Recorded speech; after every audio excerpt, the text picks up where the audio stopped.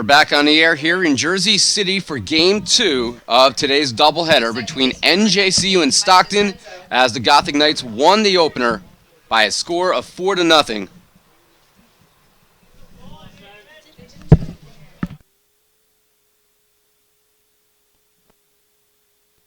On a 2-0 count to the leadoff hitter Gustitis, a ground ball to Berardi at first base, 3 unassisted.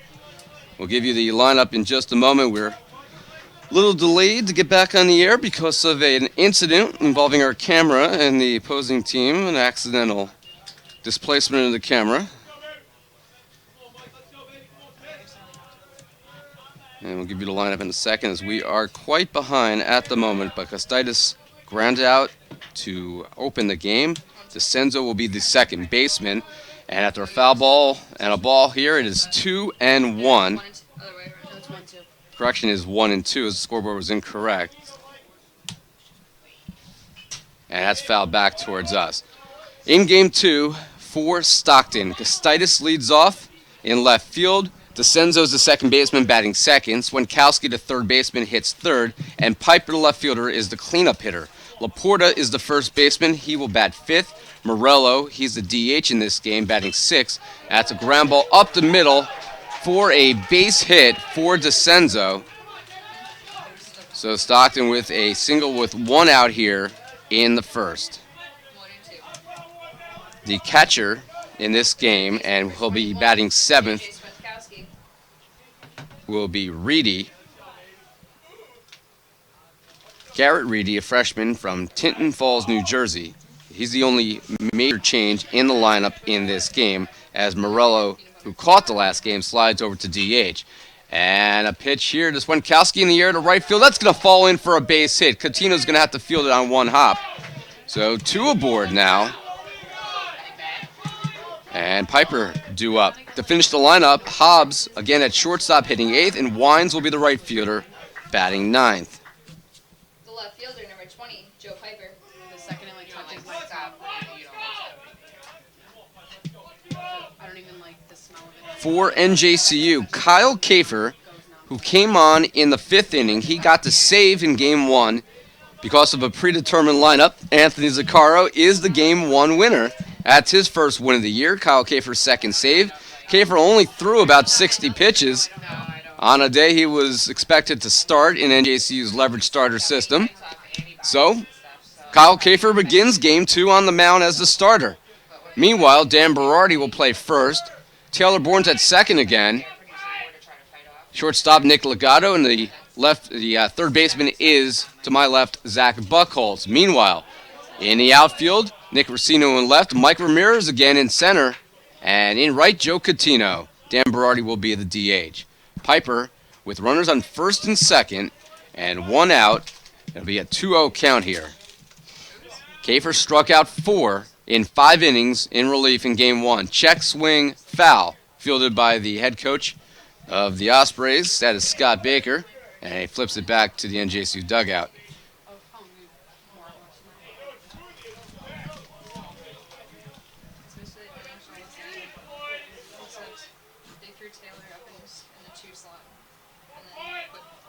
Now normally, as that is grounded, base hit up the left field line. DeCenzo around third, he will score. It's going to be a double for Piper. And after Stockton went 9 innings without scoring at all in Game 1,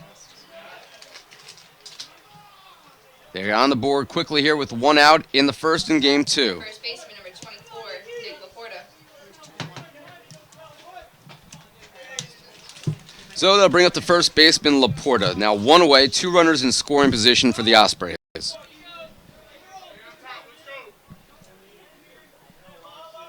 And they're going to intentionally walk Laporta to get to the DH Morella. That'll load the bases and put a force at any base. Also set up a potential double play.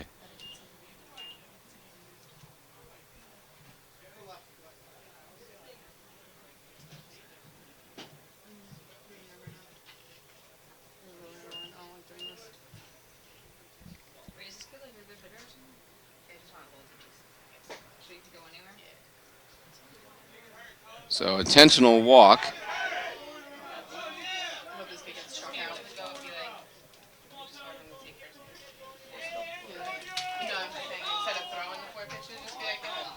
And that will bring up the designated hitter Morello, the catcher, in our previous game.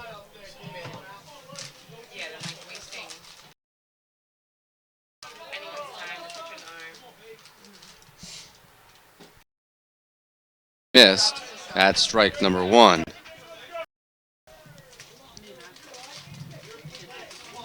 Awesome. Use my pants? It's with the same defensive alignment as they had It was orange. in game 1, with the exception of Kafer, who finished starting game 2. Here comes Buck for 1, on to first time, and a run will score. They get the force 5-4, but Morello gets the RBI. 0-1.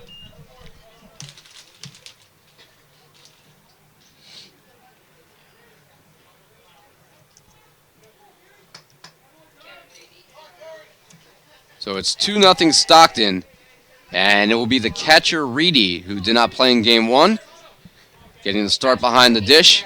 And he comes aboard with runners on the corners, and the Ospreys up 2-0 here in the second inning, in the first inning of game 2, I should say.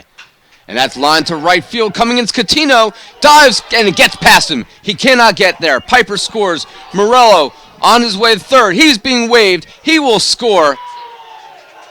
It's a double for Garrett Reedy. It clears the bases, and Stockton leads 4-0. Yes, it was perfect. The shortstop, number 3, Tyler Hobbs.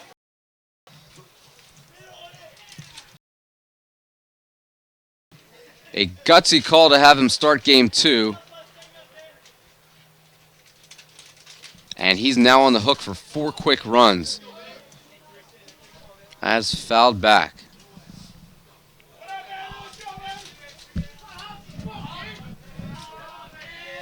The 0-1. And that's a called strike. Yeah, normally to win a game you have to go 5. However, if it's predetermined rotation, which is going all year, we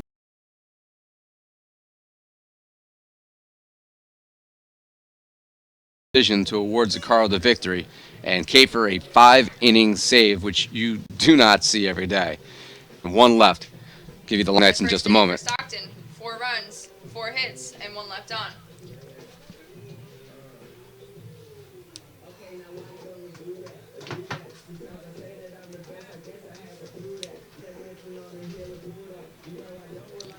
For NJCU in game 2, Zach Buckholtz will lead off and play third base. Taylor Bourne at second base bats second. Joe Catino, the right fielder, bats. Dan Berardi had 3 hits in game number 1, the 89th, 90th, and 91st of his 2.5-year career. He is a cleanup hitter. Lennon Gomez bats fifth, and he will DH. Mike Ramirez again in the lineup in center field. He bats 6th. Nick Rosino, the left fielder, hitting 7th. C.J. Pulsini behind the plate bats 8th, and Nick Legato, the shortstop, hits 9th. For Stockton in our second game, the pitcher will be number 33, Brandon Perna. Perna on a year. First of all, we told you a little bit about him. He's a junior right-hander, 5'10", from Cherry Hill West High School, and a native of Cherry Hill, New Jersey. Perna, the number 2 starter, you would think on this club. He's 4-1. This is his 7th appearance, 6th start. He has 2 complete games. He comes in with a .259 opposing batting average and a .415 ERA.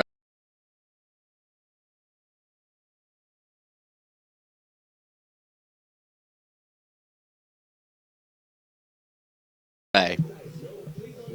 34 and 2/3 innings. Really good strikeout to walk ratio. 39 strikeouts, only 9 walks. So Perna will throw in game 2 to Garrett Reedy, who just had the 2-run double that broke it open. Nick Laporta at first again, Mike DeCenzo at second, Tyler Hobbs the shortstop, and J.J. Swankowski is the third baseman. Joe Piper, Zach Gustitis, James Wines left to right in the outfield. Zach Buckholtz will lead off. It'll be Buckholtz, Bourne, and Catino to get things going here in the bottom of the first inning. Gothic Knights have to win both games of this doubleheader. Otherwise, they're going to have to pull off a sweep against someone else unexpected, such as a Rowan or a TCNJ later this year. Two teams that are hard to sweep. Stockton is battling for position just outside the playoff race, as is NJCU. Two teams that, quite frankly, are desperate. There'll be a 2-ball count here to Zach Buchholz. That's high for ball 3. Our umpire in game 2 behind the plate will be Mike Beal. David Perry will be the umpire in the field. I feel like that's what I do if I have a lot of things in my hand and a lot of things are falling. I'll go for everything else but my phone. I I'm always like, throw shit, my foot why am out. I like this? And it usually works, but this time I That's a called strike, 3-1. fast and the phone went flying. And everyone's like, the tile was way cheaper to replace. Alex Weinstein, we thank him for joining us in our first game and some great stories from his experiences in the police academy.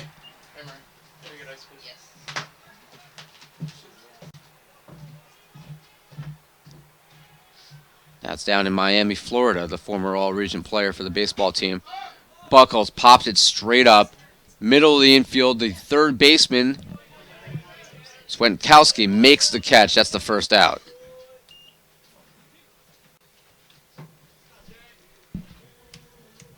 So 1 away, it'll bring up Taylor Bourne, who had an RBI double in the first game. And we had a mishap after the game. Our camera outside, because we don't have an elevated press box, and we're inside and you can't see through the backstop. We have the camera outside the press box on the landing. It's really the only other potential place if we want to actually stream baseball here. And it was resting on the landing and on the top of one of the containers next to it, and was accidentally knocked off. And everything fell apart, and we were able to salvage the equipment with only some scratches.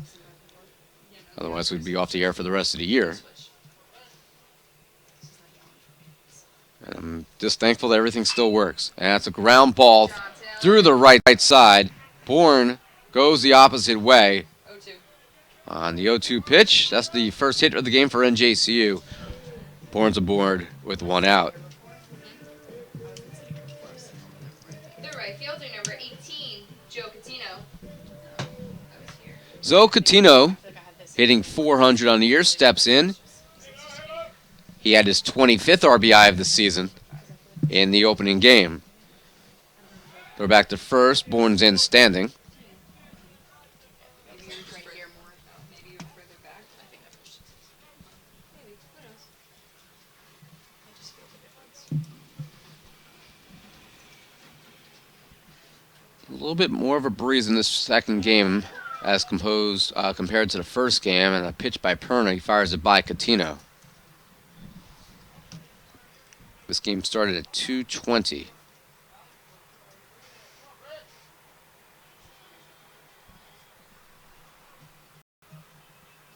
Perna deals. Oh.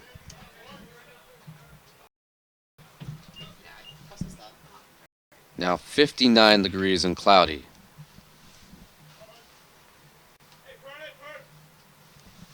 First game took, as that throw goes over the first, just 2 hours and 14 minutes to play.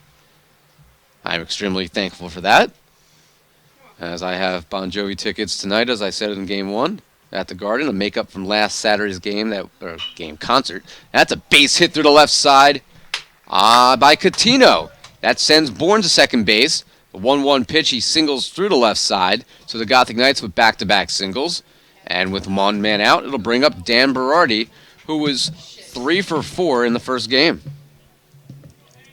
The first baseman, number 14, Dan Berardi.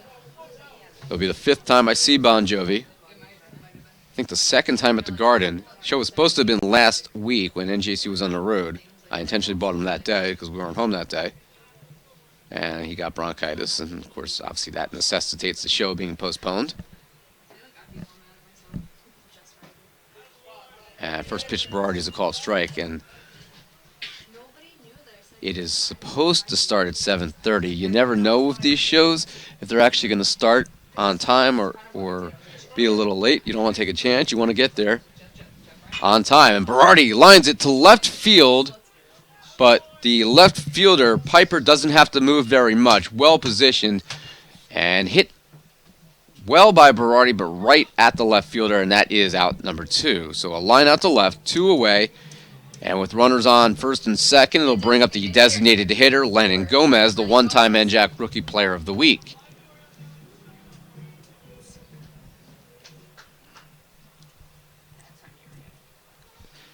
NJCU won the first game 4-0. Stockton leads the second 4-0, but we are in the first inning. Perna looking at Bourne at second. Hit in the air to deep left field.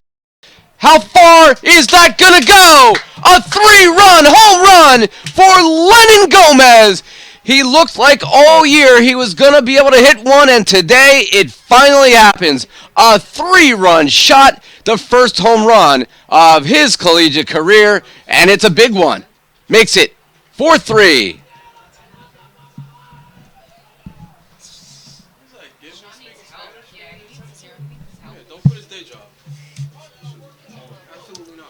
So Gomez, an absolute blast over the 375-foot sign just to the left of it in left center.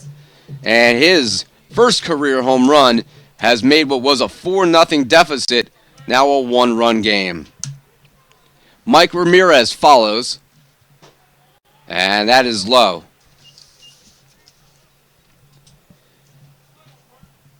That is only the second home run that Perna has allowed this year. Ramirez in the air, right field. This one's playable. And reaching up and making the catch, James Wines, My handwriting is pretty terrible.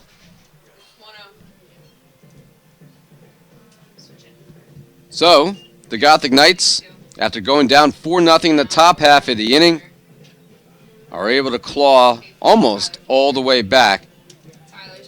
3 runs on 3 hits, and nobody left on base. 4-3 after 1.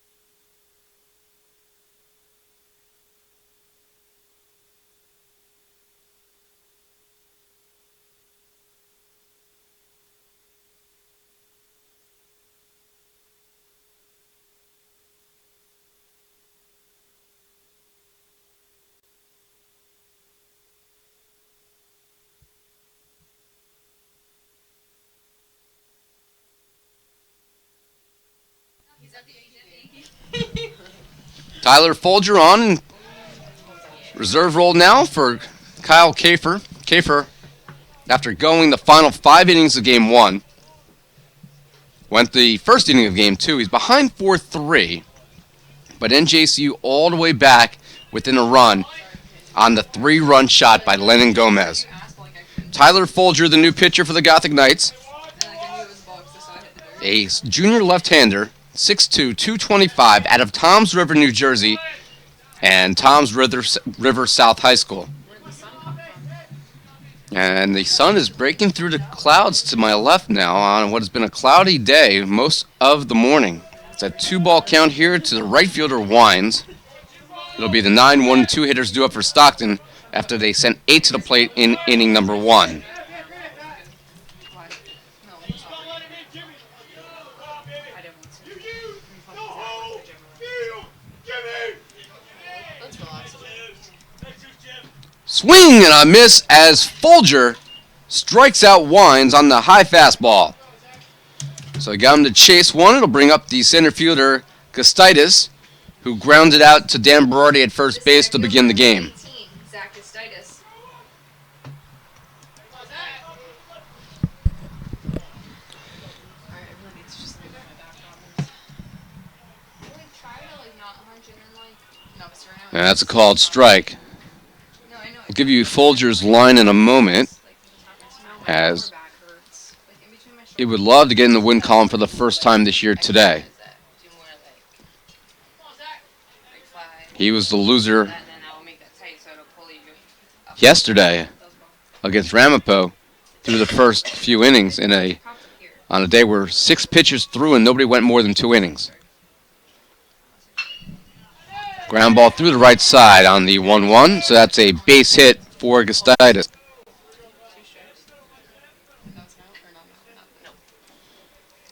So 1 man on, 1 away. It'll bring up the second baseman DeCenzo, who singled and scored the first run in the first inning. The second baseman, number 19, Mike DeCenzo.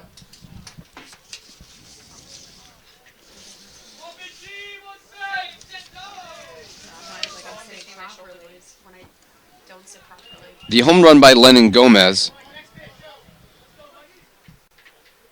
makes him the 4th different player to go yard this year.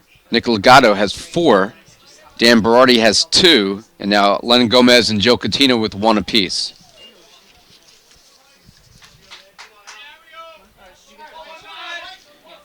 NJCU has hit 8 home runs. They've given up 14.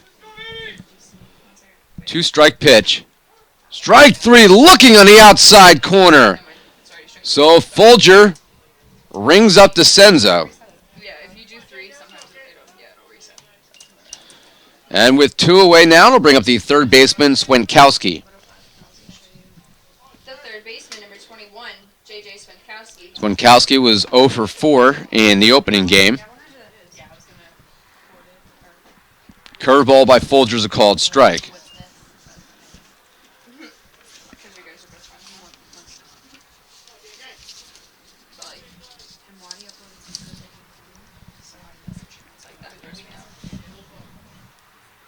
Swung on and missed, and Folger again with the curve there, fooling Swenkowski, and it's 0-2.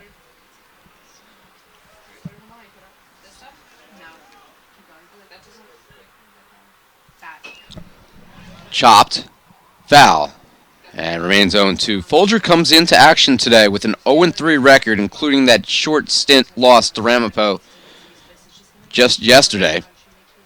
This is his 7th appearance, 3 starts and 4 relief appearances, an 11.25 ERA coming in.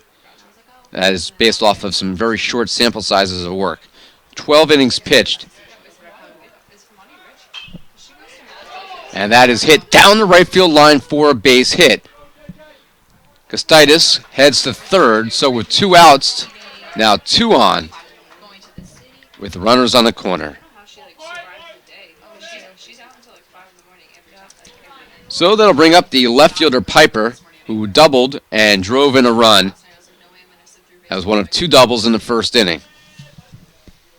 Piper also 0 for 4 in the first game. Joe Piper. He was like, no shot, we're going to last all day here if I go to the city. It was like,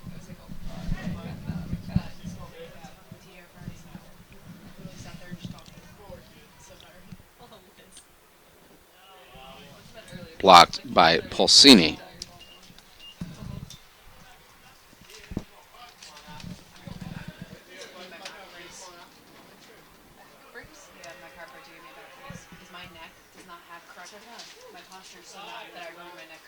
That's 2-0 now. I did. It's like straight. Deep center field, Ramirez on the run. He has, and falling into the fencing, makes the catch. He was able to brace himself as he falls into the fence. And the inning comes to a close after a long fly out, probably about 390 feet to deep center field. The fence is still dislodged about 12 feet to the left of the 400-foot sign, but the inning comes to a close. In the second inning for Stockton, no runs, 2 hits. There were 2 left on base. 4-3 Stockton in game 2. We head to the bottom of inning number 2.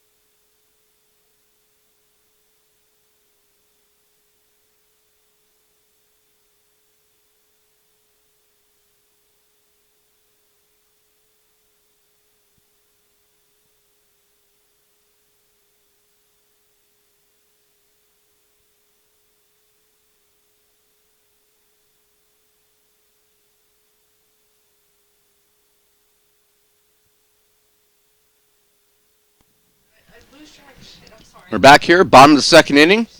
Nick Racino, the batter, in a 4-3 game. Stockton up as everyone scored in the first inning. Ball, center field, might bloop in. Coming out to make the catch is the shortstop Tyler Hobbs. He went a long way as the center fielder Gustitis was playing deep against Racino. Now batting the catcher, number 9, CJ Poltini. So pop out to the shortstop in center field. Now brings up the shortstop, the catcher, CJ Polsini.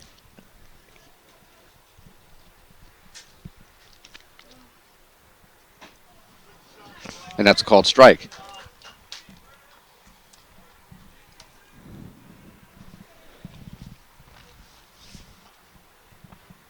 The 0-1. Ground ball, shortstop, Hobbs there again. On 3 rolls, the throw to first in time, out number 2. So 2-away brings up Nick Legato. Gothic Knights shortstop hitting .316. The shortstop, number 7, Nick Legato. NJCU now playing their 12th game in 8 days.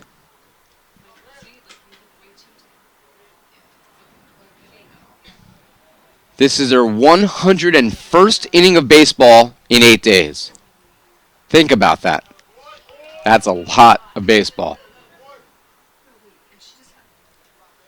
And you can say, well, most of these guys are 18 to 22 years old. That's still a lot of baseball no matter what your age is. And the next couple days off are going to be well-deserved for the Gothic Knights. Tomorrow's Easter. We hope everyone has a enjoyable day with their families. All the kiddies out there finding some Easter eggs. And then the Gothic Knights also will have Monday off as well. And that's off the plate. 2-1. So the Easter Bunny will visit our house in Howell, New Jersey sometime between 2 and 3 in the morning, I'm guessing. Swung on and missed by Legato. It's 2-2. Coincidentally, that's about an hour after I get home from the Bon Jovi concert tonight. Funny how that works. Really funny.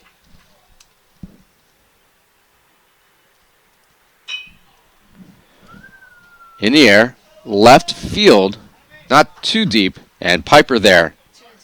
As the inning comes to a close, the Gothic Knights fly out to left, and they go 1-2-3 here in the second. They trail 4-3.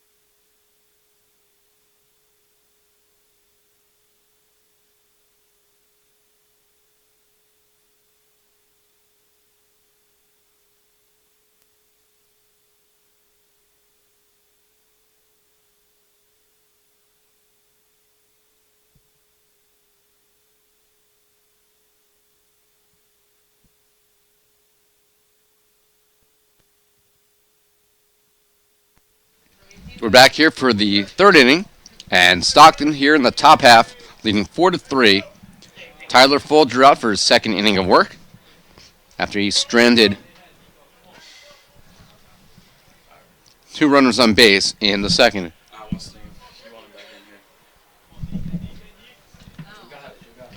Laporta had 2 hits in the last game. Won't have one here. Ground ball to Legato on the 1-0 pitch. And that's out number 1. Laporta was 2 for 4 and was also intentionally walked in the first inning of this game. And that'll bring up the designated hitter, Morello. After this half inning, we'll be rejoined by Alex Weinstein, who visited with us for the majority of Game 1.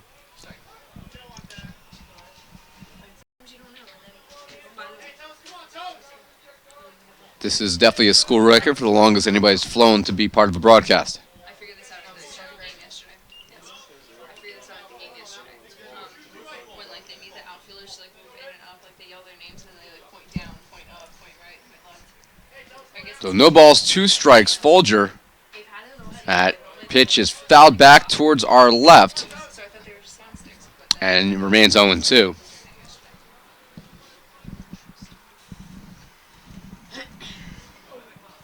Folger coming into action today has been wild. He has struck out 2 in 12 innings, only struck out 2, but he's walked 14. And that has been a big part of his struggles, is just the control. 2 strikeouts, 14 walks. Control has been significantly better today. 1 ball and 2 strikes. Tyler deals. Curve inside, 2-2.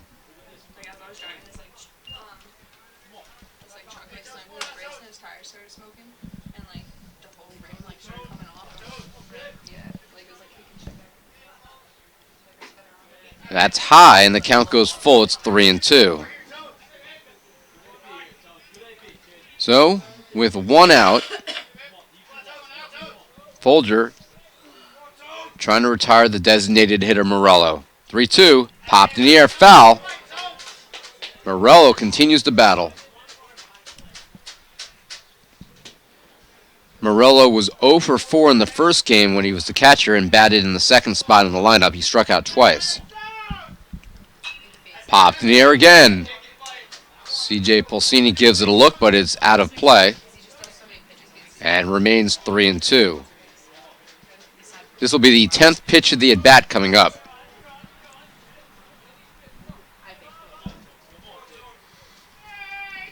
Folger, 3-2 again.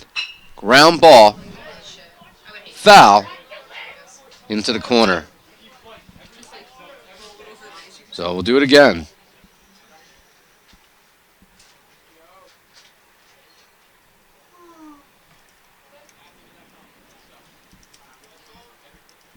He 3-2 from Folger. Ball 4. So Morello, a good job of battling back from an 0-2 pitch to force the walk. The catcher, number 8, Garrett Reedy.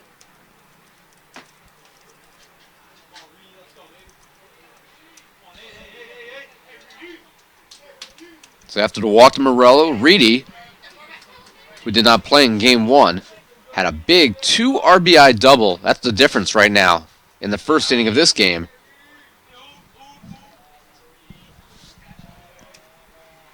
And he has a 1-ball count now. That's off the plate. And that's ball 2. Anthony Carfora was due to be one of the pitchers today for the Gothic Knights, but is sick, so he can't pitch today. That's low, 3-0. Carfora from Toms River, New Jersey. Unable to pitch, but his former high school teammate Folger will be able to, as he bounces back from a quick appearance yesterday. Folger is one of 3 players from Toms River South on this pitching staff, along with Anthony Carfora and Corey Nace. The 3-0. That's called strike. NJCU has a 4th player from Toms River. That's Dan Foley. He's a graduate of Toms River East. Ground ball. Second base. Bourne was able to reach it. The throw to first. In time. A great play by Taylor Bourne. Morello to second base as Reedy thrown out by Bourne on a very fine defensive play. So now 2 away. And it'll be the shortstop Hobbs trying to get the run in from second. Top of the 3rd inning in Game 2. NJCU won the opener 4-0. Curve drops in strike 1. So far, Stockton with 4 runs and 6 hits. NJCU 3 runs and 3 hits. Cleanly played game defensively. Stockton with 4 runs in the first. NJCU 3 in the bottom half of that inning. And that's lined to left field. Right at Nick Rossino. Barely had the move. And the inning comes to a close. So a line out to left field. Morello stranded at second base. No runs, no hits, 1 left. Bottom of the 3rd coming up, and when we come back, we'll be rejoined by former All-Region standout, the 50 RBI man, Alex Weinstein.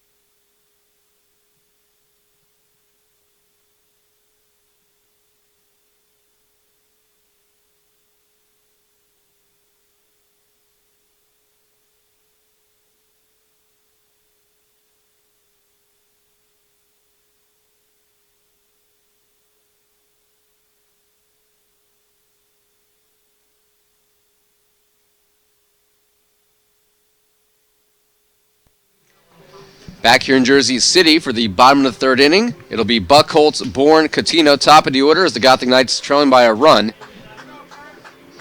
Look to get back in this game. Lennon Gomez gave NJCU a 3-run spot in the bottom of the 1st inning when they trailed 4-0, his first career home run. Ira Thor with you at the Thomas M. Garrity Athletic Complex. And here in the bottom of the 3rd inning, we welcome back Alex Weinstein, former All-Region player for the baseball team, graduated in 2015. Senior year, he had 22 doubles, 50 RBIs, both single-season records, and I haven't seen you in a while since you graduated and moved down to Miami, and are now in your last 3 weeks in the police academy, home for Easter. Yeah, I haven't been back. I haven't seen a game since my last one, actually, in 2015, and you got a little grayer, Ira. Stress? Yeah, these things happen. Zach Buckholz at the plate. And Buckholz in the 1st inning popped out to the 3rd baseman. You know, I'm 40 now. These things do happen. I'm just happy to have all my hair, or a majority of it. It's got a nice little cut yesterday. I heard you were coming back, so I figured, you know, I heard your hair was pretty short from being in the academy. Let me cut it too, so, you know, we're about the same length now. It was actually bald I with the razor. I've never gone that. That just wouldn't be a good look for me. Yeah, no, it wasn't a good look for me either, but I wasn't alone. Well, at least you have the ability to grow it back. Some folks, when they shave it off, that's it. Ta-ta, no more hair. Yeah. That probably happened to you. The 1-2. Yeah, it's 2-2. You guys don't think it'd be a good look for me? No, I shouldn't shave my head. I don't know. Coach Brown has done it, and it looks pretty good on him. Ground ball up the middle, base hit for Zach Buckholz. So Buckholz aboard with a leadoff single, and Taylor Bourne, who singled and scored on the home run by Lennon Gomez, will come up here with nobody out. What have you missed about New Jersey, if anything, other than your family? all my friends. All my friends are up here. He's definitely one of those weirdos that's like, poor girl. Now it would be all my friends. They're all still up here, and I made some friends down there, but it's not the type of relationships I've made my whole life living up here. But I try to visit as much as I can, and I spend time with them as well as my family when I do visit. And I Right. missed you too, obviously. Feeling the love. Alex worked on my staff for all 4 years he was in school. Pizza and bagels. Find them anywhere else. Ground ball through the left side, the drawn in left side as Winkowski playing very shallow at third. He was probably about 3 steps in on the infield grass, and that allowed what was already a well-hit ball by Taylor Bourne to easily get through the left side, and there's 2 men on. I also miss the drinking water. The water is very different down there, I've noticed that. It tastes different. which makes the food very different. Their pizza's terrible down there. Yeah. Their bagels are terrible. Pizza, bagel, and Taylor ham. We had, when we were in Florida 2 years ago with the kids, and they were hungry at like 9 o'clock at night, the only thing that was really open other than ice cream, and you can't really have, I guess you could have. Of course you can. I guess you could have ice cream for dinner, but I don't know if that's the best parenting. There was pizza across the street, so we figured, it's all right, we'll grab a pie and bring it back to our hotel room. A bunt is dropped down by Joe Coutinho. The play to third is in time for the force as the pitcher Perna comes off the mound and fields his position well, and Coutinho unable to get the sacrifice down. So Coutinho reaches on a fielder's choice, no sacrifice, Now batting the first baseman. and Buchholz is retired 1-5. So now 1 away for Dan Berardi, who lined out to left field. He was 3 for 4 in the first game. Yeah, I have noticed that. The pizza immediately, what you noticed, was not even close to being the same thing. And you hear about that, how Jersey and Brooklyn pizza Yeah. is the best. But until you actually go somewhere else and actually taste it for yourself, it's not even close. But the water, I would assume it's not chlorinated down there. It's different. Or and is it fluoride? What do they put in it? Fluoride? there's just a taste to Chlorinated it. is the pool water. Oh, the Gotham Knights are going to run themselves out of this inning. Taylor Bourne thrown out 2-5. And I think Bourne might have just missed a sign, because head coach Jerry Smith is scratching his head at third. Coutinho stays at first. I have fallen in love with Cuban food, though. Yes.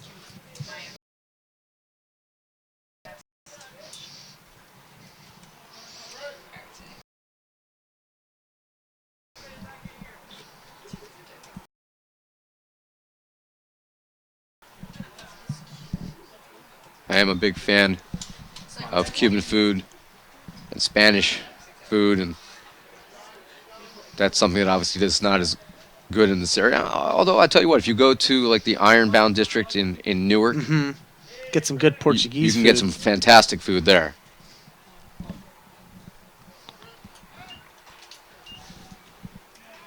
A check on Coutinho, who stands at second base, but the Gotham Knights, who had 2 runners on, now suddenly 2 out and just 1 on in a game they trail. Dan Berardi at the plate. And the way Dan Berardi's been hitting, I don't know if you want to take the bat out of his hands. Gotham Knights at 2 men on. Chance to maybe draw a little closer, and some mistakes out there on the field. 1-2 off the plate, 2-2. So what are your plans for the rest of your time up in New Jersey before you head back? Well, I have an exam on Monday, so I'm leaving after this half inning, and I'm going to go home and study, and then Taylor and I are going to go out to dinner, and then it's back to studying. Called strike 3 as Dan Berardi goes down on strikes, and NJCU unable to capitalize on the 2 hits. No runs, 2 hits, 1 left on. You have another half inning in you before we say goodbye? Alex Weinstein will stay with us for at least another half inning.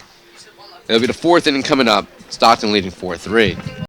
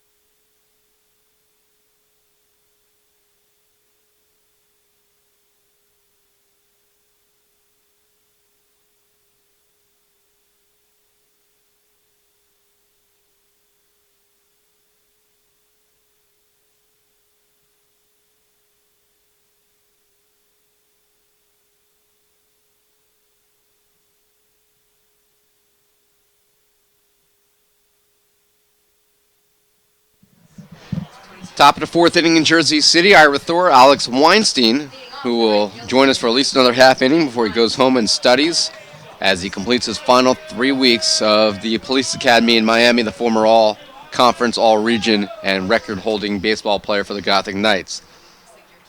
Nate Facey now on the mound after Tyler Folger went 2 shutout innings. And we'll take a look at Nate Facey's numbers on the year. Facey has been a player that, as part of this leverage starter system, has started a bunch of games. He has started 6 of his previous 9 appearances, so this is his 10th of the year, which leads the team.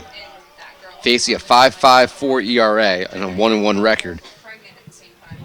Struck out 10 and walked 8.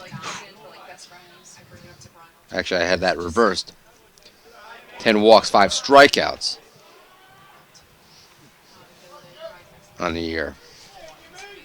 So the right fielder Wines, who struck out swinging in the second inning, due up for the second time.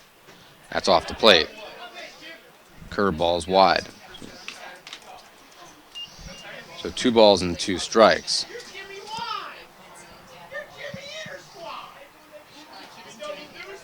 4-3 Stockton here in the fourth. Swung on and missed, and Wines strikes out for the second time today. So you and Taylor are going to go out for dinner? Yes. Go to a new restaurant in my town in Colonia, and then back to studying. Probably put on the Marlins game and study. Girlfriend, a former softball player for 3 years with the Gothic Knights softball team. Was it education major? What was she? Can't remember. Finance, and she's completing her master's in business, her MBA. Where's she doing that? An online program in Liberty State College, I think, which is located in Virginia. Blooper, and it's going to fall in between 3 players into left field as Buchholz, Legato, and Racino all gave chase, but it dropped into no man's land on the 1-0, correction, the 2-0 pitch. So a single to left, and with 1 on and 1 out, it'll bring up the second baseman, DeCenzo.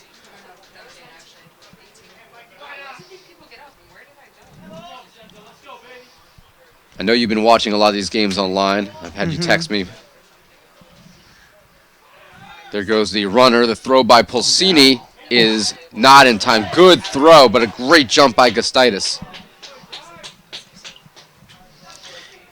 Yeah, last year I actually followed it a lot because this was before I started the academy. And I was flying back and forth to Miami, so there'd be days where I'd be, just hanging out, getting off the beach. And I would tune into the game, and it's fun. It's fun being able to watch and bring back some memories. Foul territory. Dan Berardi settles underneath it and makes the catch. And FF3. And that will bring up with 2 outs the third baseman, Swenkowski. The third baseman, number 21, J.J. Swenkowski. Must be good to be able to sit on the beach in Miami and watch the Gothic Knights, your alma mater, playing on your phone. Yeah, it is, and I don't miss, though, the cold days here, especially when the wind picks up. Those days are not easy on anybody. No. It's not too warm today, but it's not terribly cold. About 59 degrees and cloudy skies here in Jersey City. Zach Markle, another former Gothic Knight baseball alumni, joining us in the booth today. And that's lined to left center. It's going to bring home a run. Gustitis rounds third. He will score. Swenkowski, the third double of the game, this time with 2 outs in the fourth inning, and it's 5-3.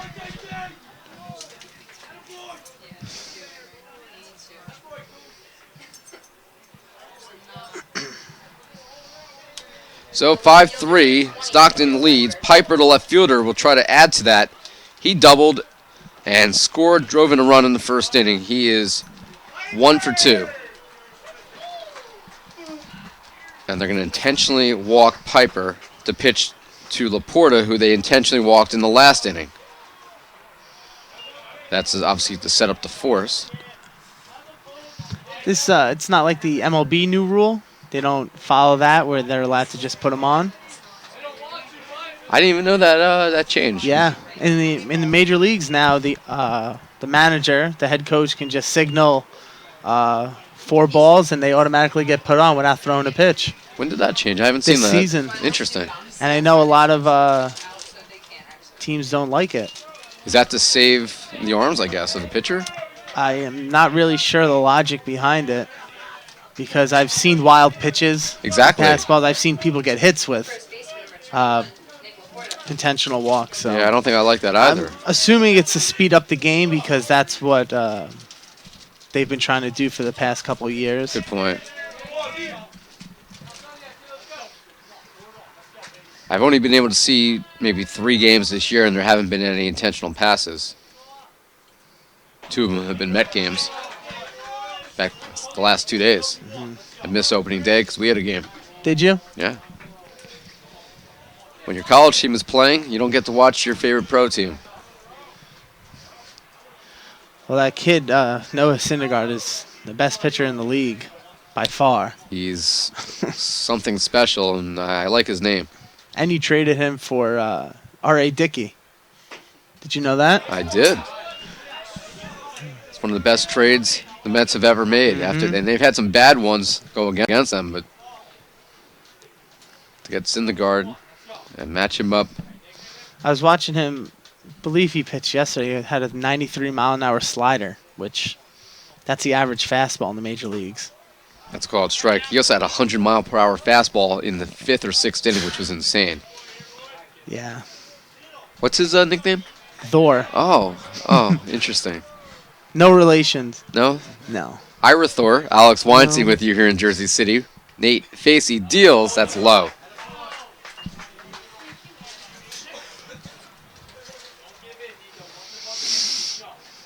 And they were talking about Syndergaard's fingernails after he came out of the game. Because he probably dealing with a blister yesterday.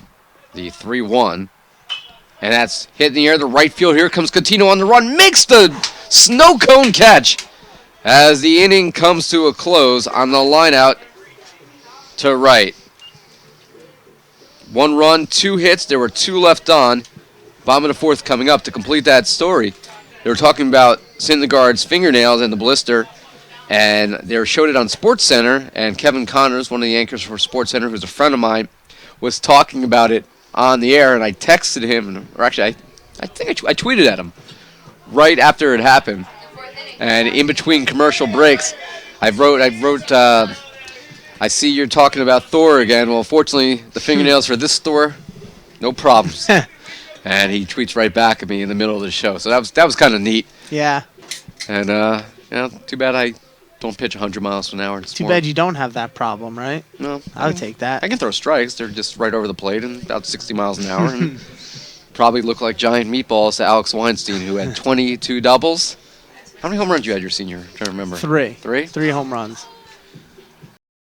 Well, pretty darn good career you had, Alex. Thank you. We hope one day that you're one of the guys that's up for consideration, for Hall of Fame. It's not easy to make it. You had a senior year that is certainly Hall of Fame worthy. And we'll see, 10 years from now, maybe we'll be. I'll make the trip up. Yeah, well, if we ever get to that point, that'd be a pretty good reason to fly back and take a day off from the Miami police force. Absolutely. Also promise me that if I'm, ever driving a little too fast in a Corvette on Ocean in Miami Beach, that you'll let me off lightly, all right? Off the air, we can talk about that. You realize I said me in a Corvette, and that's likely never going to happen ever? A lot of laws get broken in Miami-Dade every day. How am I ever going to get a Corvette? I'm still trying to figure that out. I'm going to have to win the lottery. You can rent one. We'll leave you at this story here. Mike Ramirez's father on the Florida trip rented a Corvette, $800 a day. Wow. And I always thought about whether I'd ever want to have one. Well, not for $800 a day. No. You did my sophomore year, maybe?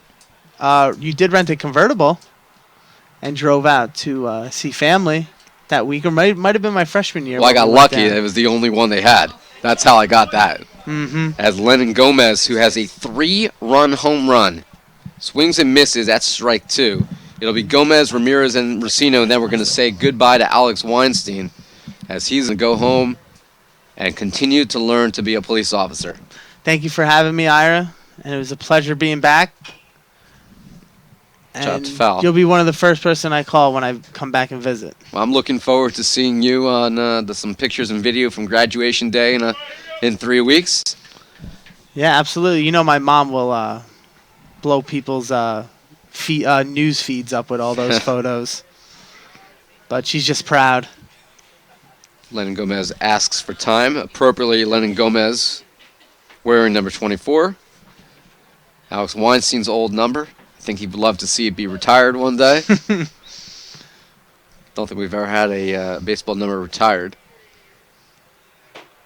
That's a called strike 3. pitch. Great pitch by Perna. And the reverse of that number is being honored in Major League Baseball today. It is. 42, Jackie Robinson Day. as his contributions as a trailblazer in Major League Baseball honored today. It's also Boston Day, if you didn't know. Interesting. I believe the Red Sox, today's game, instead of wearing Red Sox across their jersey, they'll have Boston in memory of the Boston bombing. It was it's almost 5 years ago, I think. 4 or 5 Four. years? 4 4 years? years, 2013. Yeah, we... Marathons. Is that tomorrow? I'm not sure. Monday? We actually had a topic on that in the academy. That's a called strike. 0-2 to Mike Ramirez. I'm sure that's something that definitely you guys go over in the academy is now with the rise of terrorism in the world. Especially down in Miami, a major city. That's high. It's crazy the world we live in now that as young young cadets, I guess is the term. Trainees. Are in the academy learning that now that is something as Ramirez swings and misses. That's the second strikeout of the inning and the third in a row by Perna that you guys have to deal with. But that's the world we live in. Crazy world. Nick Racino in a 2-run deficit steps to the plate here in the 4th inning. 5-3 Stockton here in the bottom of the 4th. Ira Thor, Alex Weinstein for one more batter. And another great pitch by Perna.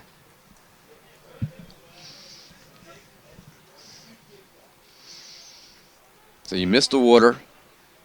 You missed the water. pizza. What else you miss? Friends and family. And I miss NJCU. I would give anything up besides family, friends, health to do this all over again. Well, it's good to hear that you had a great experience. Absolutely. 4 years as a collegiate student athlete here at NJCU. Ground ball, third base, Swinkowski. His throw is low, but it's dug out by the first baseman, Nick Laporta. That's something Alex Weinstein would have done during his career from 2012 through 2015 here in Jersey City.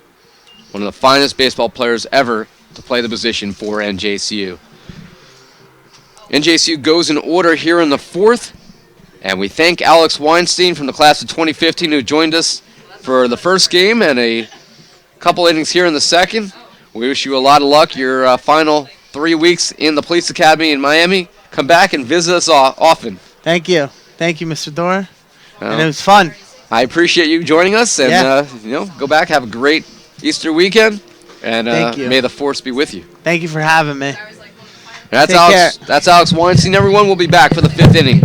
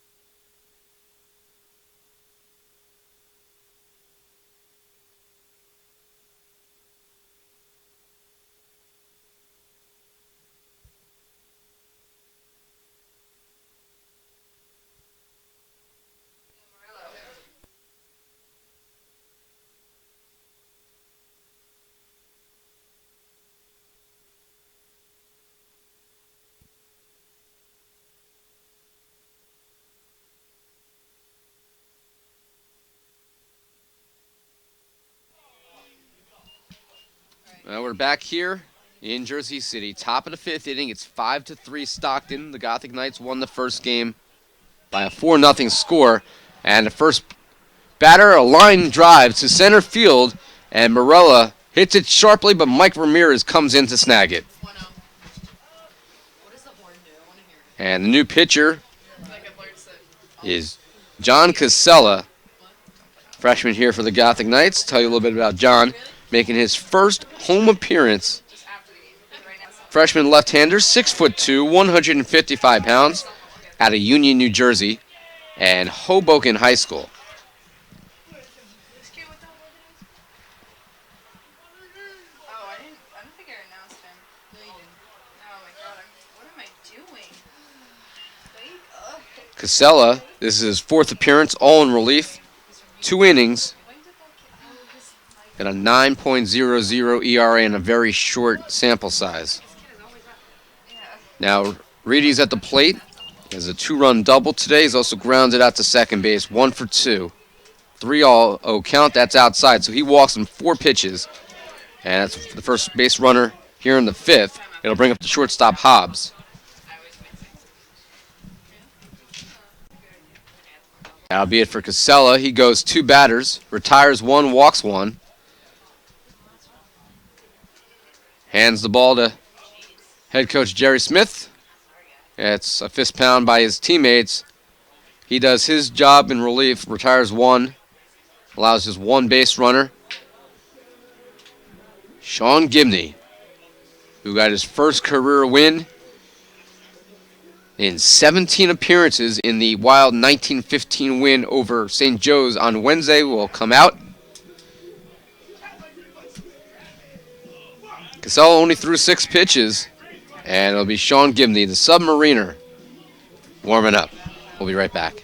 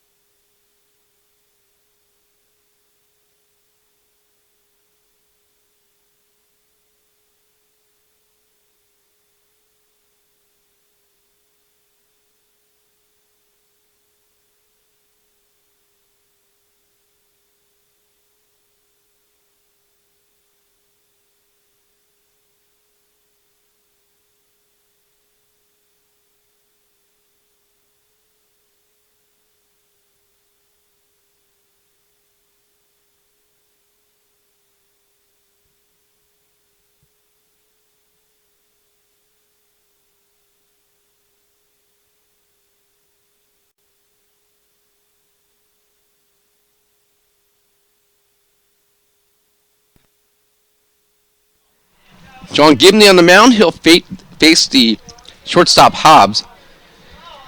As all arms are on deck right now in a game the Gothic Knights have to win. Their 12th game in 8 days. By the time we are done today, NJCU will have played at least 109 innings in 8 days. 1-1 pitch here by Gibney. Popped in the air. Shallow right. On the horse is Taylor Bourne, but it tails off towards first base, and Dan Berardi takes charge and makes the catch as that ball died quickly. 1-1. The right fielder, number 22, James Wines. So, that's a big out, second out, and it brings up the right fielder, James Wines, who has struck out twice, both swinging.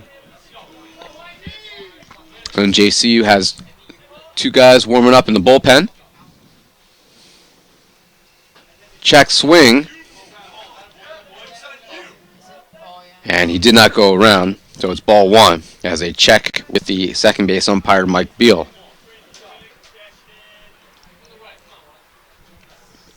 Gibney, runner at first.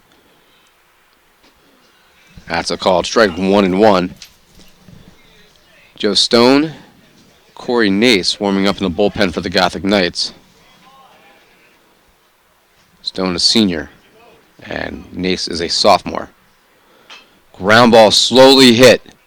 Bourne, throw to first in time, and the Gothic Knights strand one here in the fifth. So a 4-3 ground out. And Reedy is stranded at first, no runs, no hits, and one left on. Casella and Gibney combine to send NJCU to the bottom of the fifth.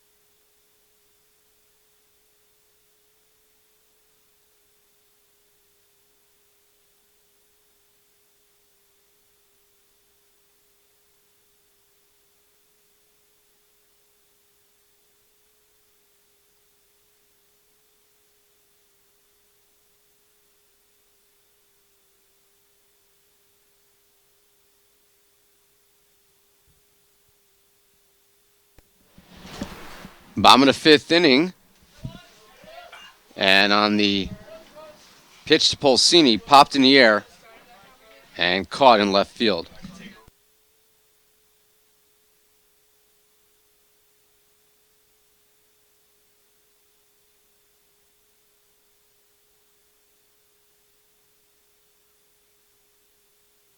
So Polsini flies out. It'll be Nick Legato due up, as it's the 8, 9, and 1 hitters due up. Buckholz on deck. Perna has now thrown 50 pitches, 36 for strikes. Will I ever get my ERA to a single digit? I don't think so. Sean Gibney threw 2/3 of an inning. He will be out. And pitched to Legato, hit in the air to right field. Medium depth, easy play for James Wines. So now 2 away, brings up Zach Buckholz, who's 1 for 2. He singled in the 3rd inning. I smiled at the ref. He's like, the third baseman, number 13, Zach Buckholz.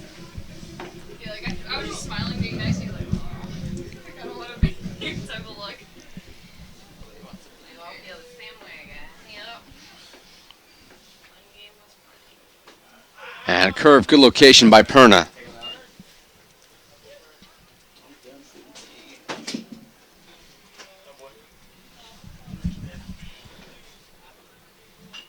Chopped foul.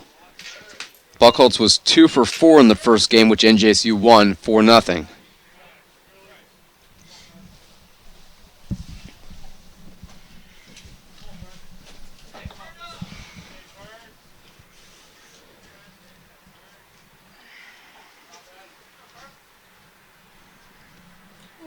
inside, and Buckholz is hit right below the 1-3 on the back. Oh, 2. Ow. So Buckholz, who was hit twice in a game earlier this week, hit for the first time in this doubleheader. Who was it that always got pegged last season? Bob. One of those two. Yeah. Bob like embraced. Now I'm adding the second baseman, number 3. And Taylor Bourne, who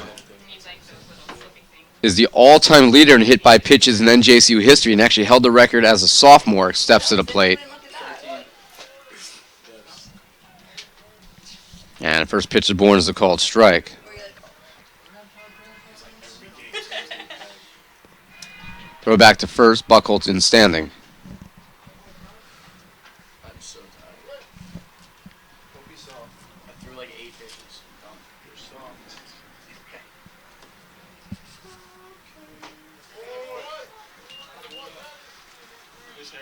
strike 2?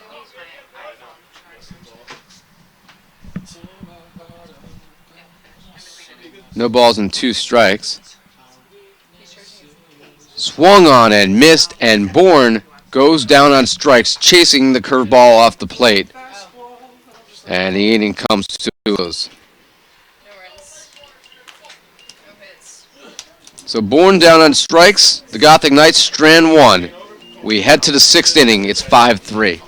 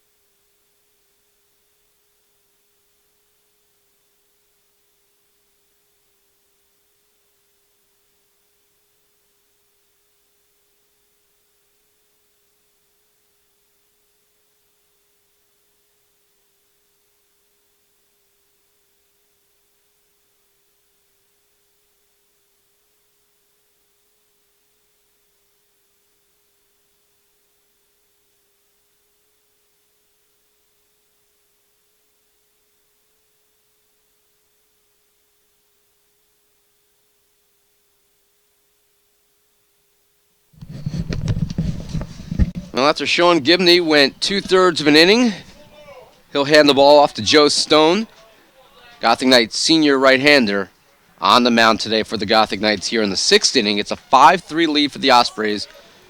8-5 are the hits in favor of Stockton.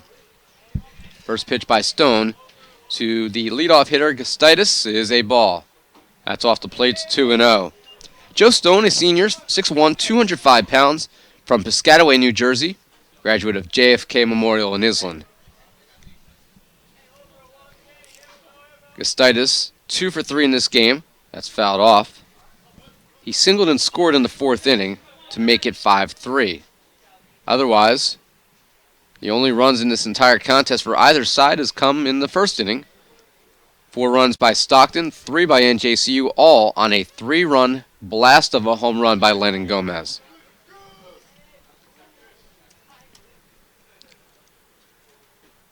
And Stone hits Gustitis. I think he got him on the calf, or in the shin, to be honest.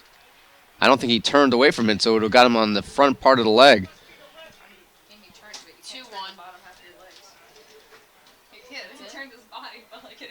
I'm like, And he, probably. he turned a little bit away from it, but it was his plant foot. And it definitely caught him on the shin now, as you can see him kind of stretching that out a little bit. So a hit batter. The leadoff man is on. And we are going to quickly have a new pitcher. Stone faces one batter. And he's out. It'll be Corey Nace up for NJCU on the mound when we come.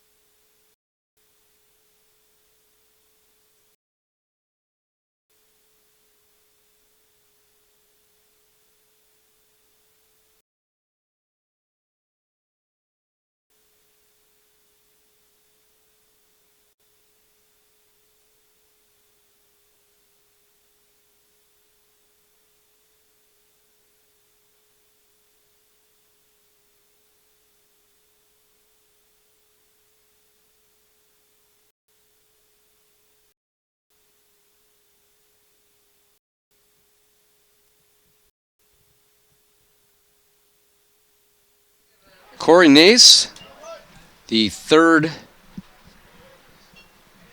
Toms River pitcher that we mentioned earlier, becomes the second one to throw with Anthony Carrefour unavailable today. Corey Nace, first two pitches thrown, both over the plate, fastball, curveball, and it's 0-2 as he faces the second baseman, DeCenzo, who singled and scored in the first inning. He's 1 for 3.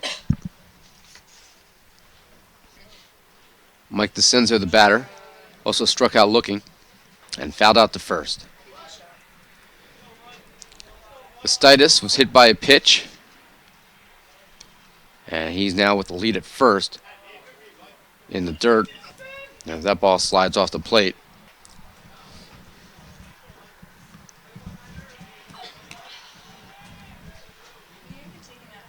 Nace, sophomore right-hander, 5'11", 195 pounds, Toms River, New Jersey, Toms River South. That's a ball.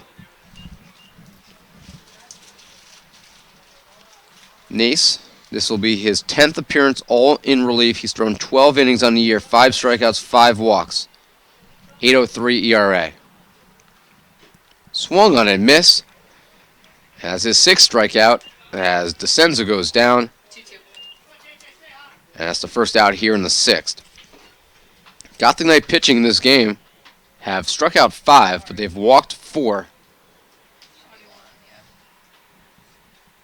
The third baseman, number 21, J.J. Swentkowski. However, 4 of those, of the 4 walks, I should say, 2 were intentional. One time it paid off strategically, and one time it actually ended up in resulting in a run as they trail 5-3 here.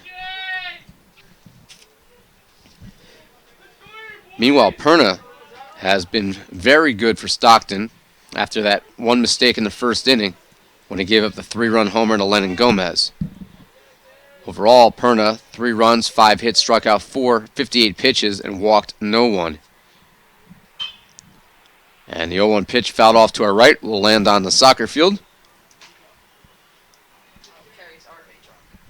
Her eyes are closed.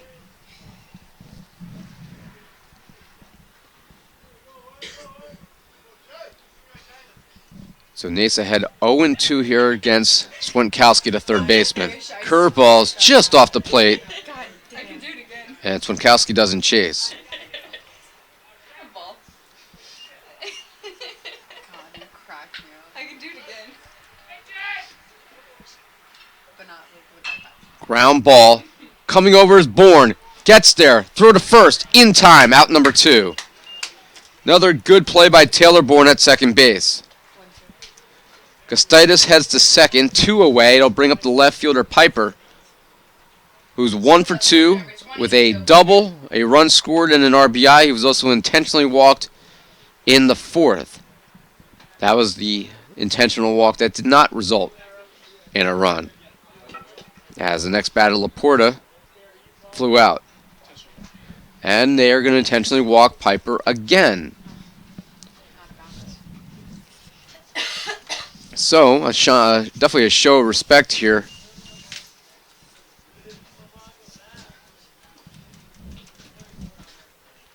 Joe Piper Jr. out of Brick, New Jersey, and Brick Memorial High School intentionally walked for the second time.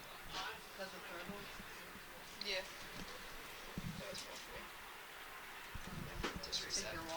Would assume that these two have faced each other many times in the past, with Brick and Toms River being neighboring towns. The first baseman were 24, Nick Laporta. So the Gothic Knights have now intentionally walked 3 batters in this game. In doing so, they will face the first baseman, Laporta, who's 0 for 2 with an intentional walk. And he swings and misses at the first one.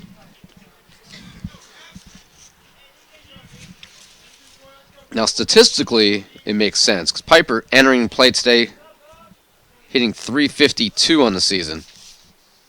Laporta just .276. So you're talking about, close to 100 points difference.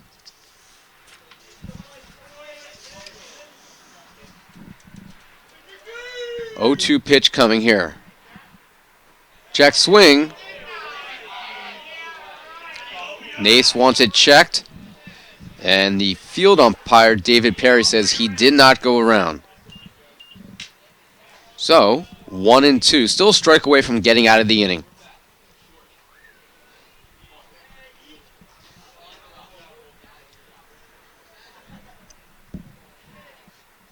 And the 1-2. Swing and a miss, and Corey Nace strikes out Laporta, and for the second time, an intentional walk. 1-2. And the strategy pays dividends for the Gothic Knights. The second strikeout swinging in the inning by Corey Nace. In the 6th, no runs, no hits. There were 2 left on. Bottom of the 6th coming up here in Game 2 in Jersey City. 5-3 Stockton.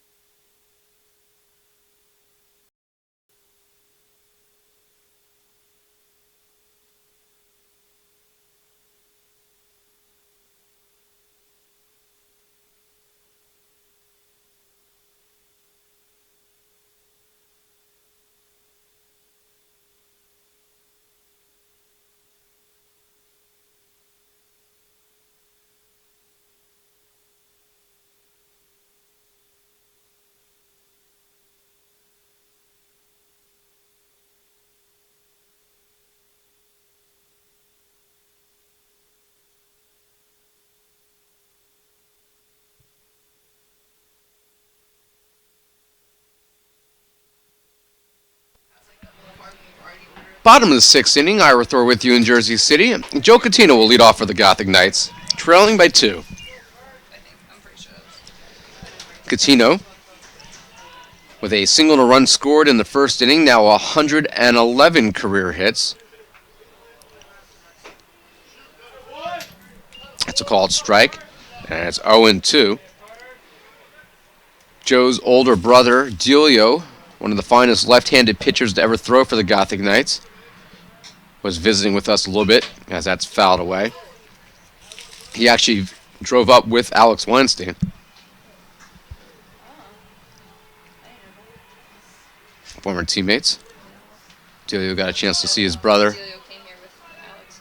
who he played with for 2 years before he graduated also in 2015. The 0-2. And Catino off the end of the bat, shallow center, and coming in and making the catch is the center fielder Zach Costitis. Oh, 2, 3 pitches. So line out to center. Dan Berardi, Number 14. he's the first baseman. He steps in. Berardi was 3 for 4 with 1 run scored in the first game. Come on, Daniel. He's 0 for 2 in this one. He struck out looking in the 4th inning. That's popped in the air, foul behind us and out of play. We're already now 9 hits away from the 100-hit club, and if he's able to do so this season, and you would think he will, would do so in just 2.5 years because he was lost midway through his freshman campaign. That's off to play 1-1, and he ended up needing elbow surgery. And he's come back and been an impactful player. The 1-1. That's hit in the air. Deep left field. If it's fair, it's gone.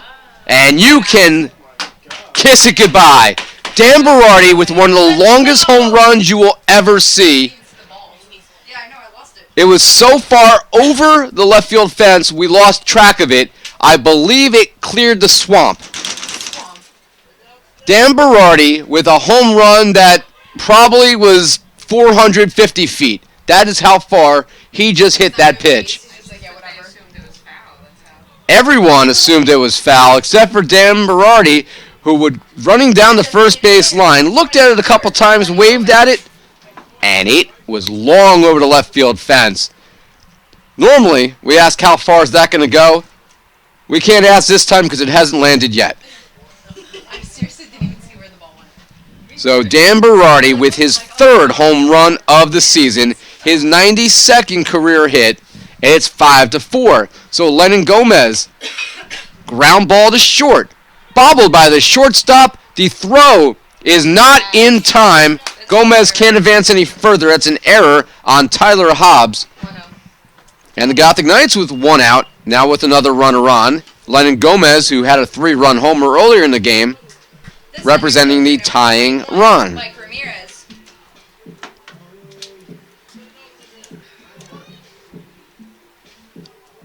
So Dan Berardi's 3rd home run of the year. He's now 1 behind Nick Legato for the team lead.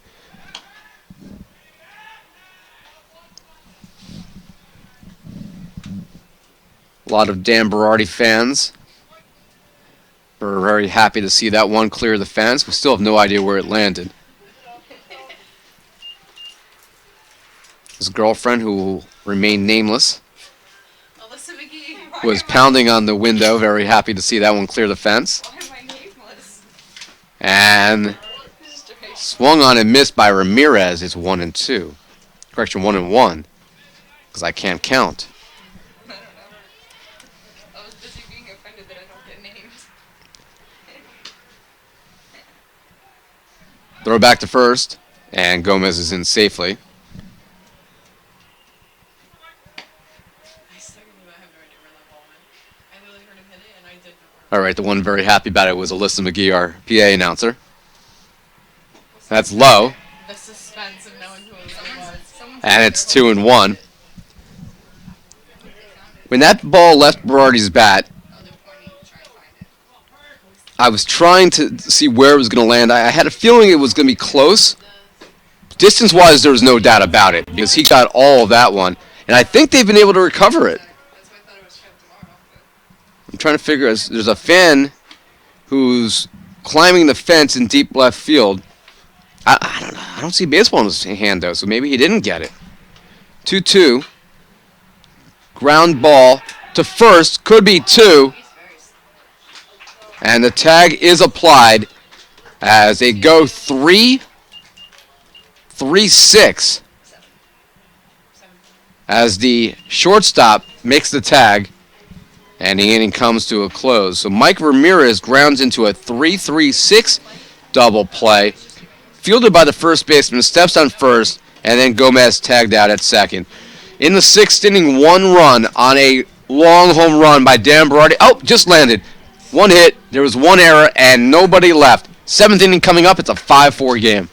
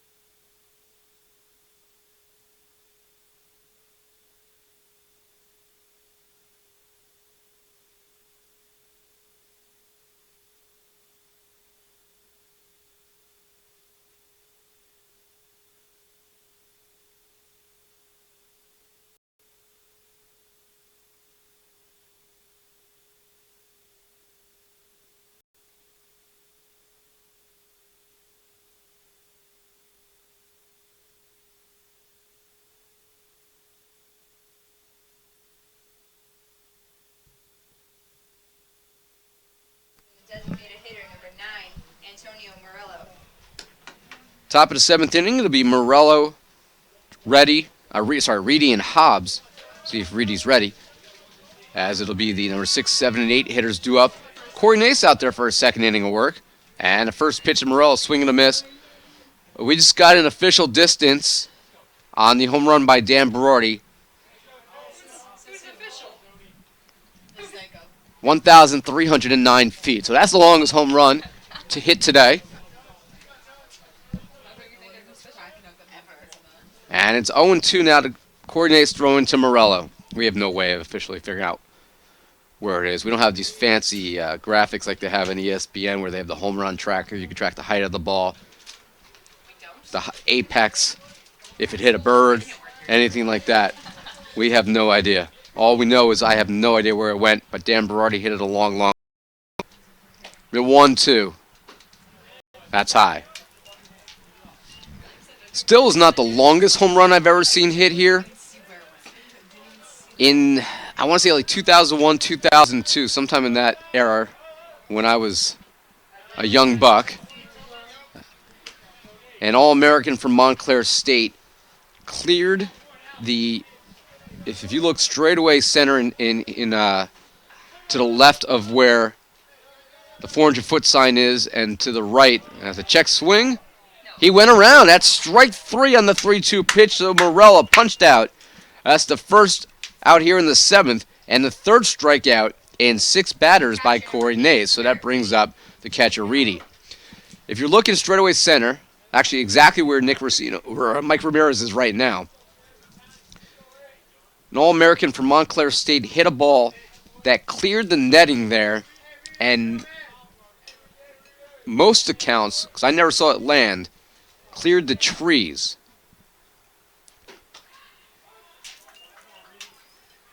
You're talking about well over 500 feet.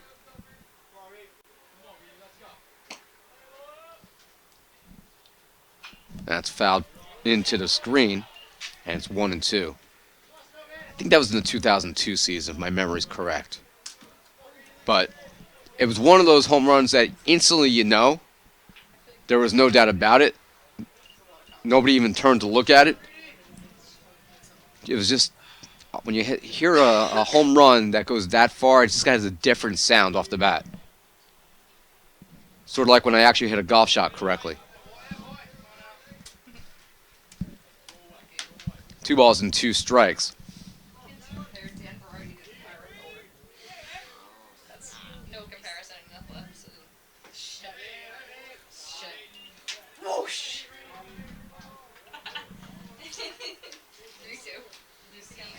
3 balls and 2 strikes. Time to use an emoji. Emoji. That's fouled away. What are you gonna do? Tweet. Aggressively tweet? Alright, Donald Trump. No, wait, he's texting. Is he texting me? I don't know. That's fouled away, so it's 3 and 2. He's texting me. Fouled again. Fire. Fire? He texted me a fire emoji. Because you're fired. Oh, alright. See you later. Bye. Trying to miss you Okay. so much. Oh, another fire. Oh, a middle finger. You're fired now, that's what that means. My middle finger emoji? I feel like that's harassment in the workplace. Nace deals. And that's ball 4. Training, is that? So Hobbs is up. No, because they only went over a section. Oh, Tweet Ira. And that'll be Hobbs, the shortstop, with Should I tweet it? Ira, your selfie's getting blown up with the the shortstop. Number the 3, Tyler Hobbs. right fielder Wines is on deck. Yes. There's 2 batters up. 1. Stockton with 8 hits. They've committed 1 error. The Gotham Knights 4 runs and 6 hits. There goes Reedy, and the tag is not in time as the ball actually gets away from Taylor Bourne and Nick Legato at second base. What do I put? Give me a clever caption for this picture that I'm blowing up on Twitter. Stolen base by Reedy. What should I put? How do I blow up the spot? Stockton with 4 runs in the first. NJCU countered with a 3-run home run in the bottom of the first. Stockton added a run in the fourth, and then Dan Berardi just hit a really long home run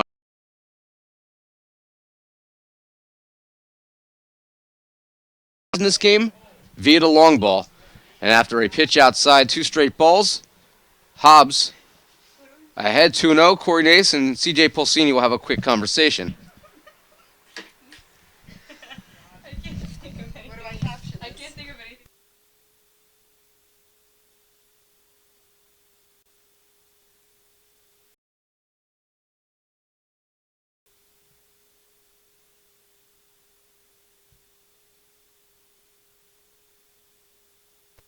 Fire. 2 balls and no strikes after the conversation wraps up. Stockton trying to add to what is a 1-run lead. The Gothic Knights, that's a called strike, desperately need a sweep of this doubleheader to stay alive in the NJAC tournament race. You vulgar. That's why I said you. That's why I just said you can't put it all behind. Fastball by Nace. 2 and 2. I need a caption. I'm not. You're crazy. Nace I can't even with 1 out deals. Ground ball. Legato. Throw to first is in time. That's the second out. 2-2. However, Reedy goes to third base. So now with 2 away, it'll be up to the right fielder. And Wine steps in. 0 for 3 in this game. 2 strikeouts Oh, we got a pinch. and a ground out. And after being We got a pinch hitter. unsuccessful, I think we're going to have a pinch hitter, and we do, which is number 7, Jeff Schick, who's a freshman He did say shit, right? out of Marlton, New Jersey, and Cherokee High School. 7, Jeff Schick. Shit. So Schick, with Reedy at third, will step in. And the first pitch he sees is a curve high.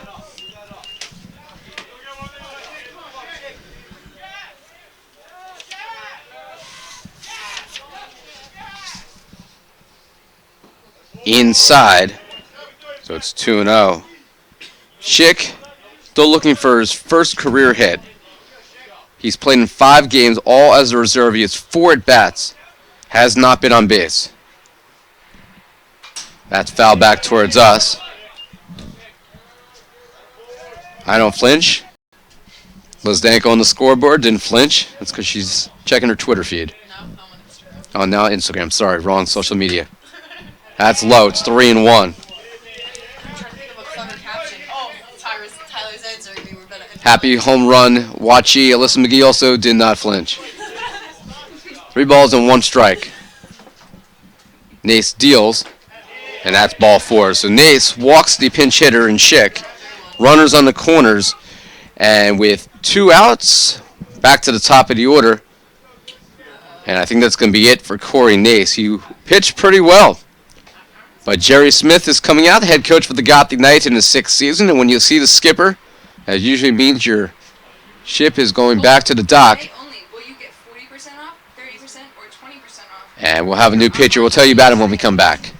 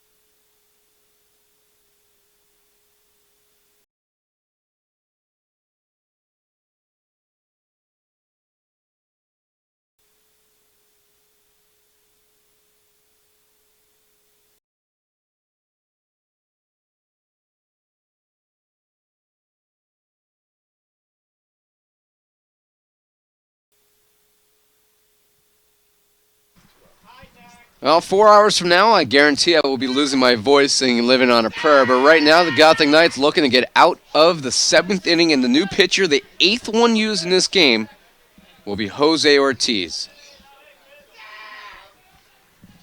Ortiz, who is in theory NJCU's closer, although Kyle Kafer now has 2 saves on the year. I honestly missed it. I think that was what he put in this.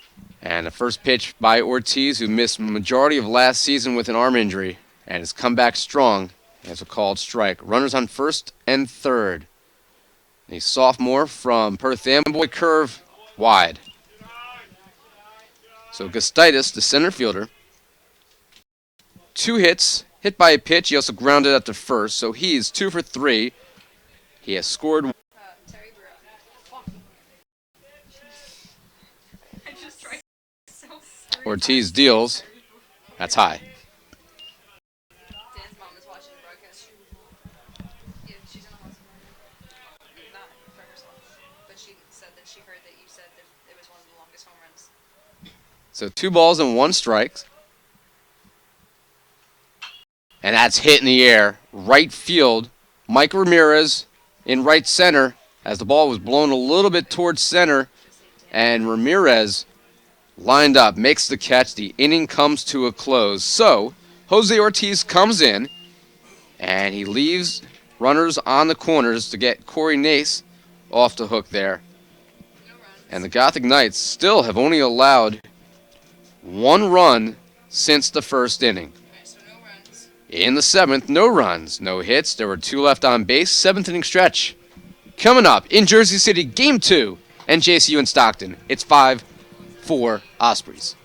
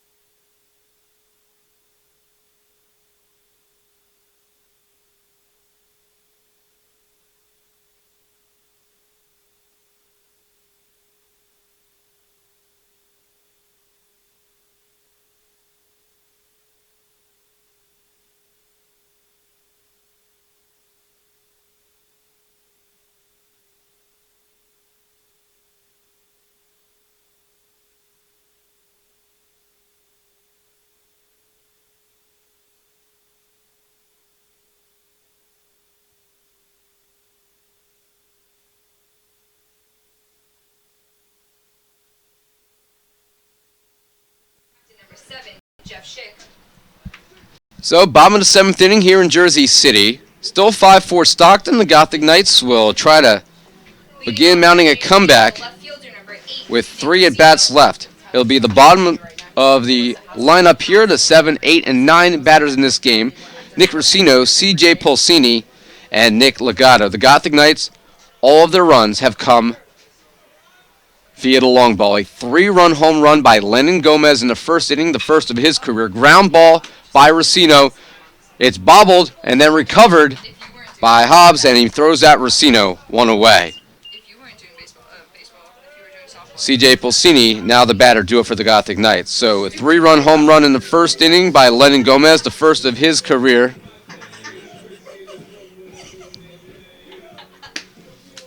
The catcher, number 9, CJ Pulsini.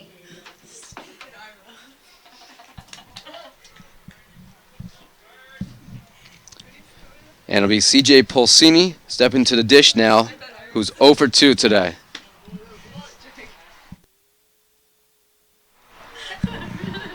Pulsini, first pitch is a called strike. Perna deals. And he went around, so it's 0-2. Yeah, so a 3-run homer by Lennon Gomez. Dan Berardi with one of the longest home runs you'll ever see. That made it a 5-4 game. He said good. The 0-2, just off the plate. And we mentioned Dan Berardi. We say hello to his mom, Terry, who's watching this game. It's Terry. Go, Terry. As NJCU down by a run here in the 7th. Pulsini swings and misses. 1-2. And Pulsini, the second out here, as Nick Legato comes up. Tyler said you're losing the voice. The of shortstop, Gothic number Knights 7, Nick Legato. What? You're losing the what? The voice of Gothic Knights. We say hello to the voice of Gothic Knights softball, Tyler Krichkowski. Watching it, he's at the baseball game. He's definitely not watching it. Gothic Knights softball team on the road today in Glassboro, taking on a potential national championship contender, Rowan University, the Profs, 5th in the country. And they beat NJCU in the opener 10-1 in 5 innings. But that's really kind of the score that Rowan beats everybody by, so not really anything out of the ordinary. They are that good. Legato swings and misses at that one. He never does. I've checked it. He also looks at the scoreboard and then checks this one. That means it's right, or he just doesn't care. That's high. 3 balls and 1 strike. We're just one behind. He missed one. Scoreboard was a little bit off here. Too busy taking pictures of me with my headset not on correctly. At me next time. Who? He said. Perna, as time is called by Legato, now thrown 80 pitches, a very good ratio here in the 7th inning. Inside, and Legato hit by the curve.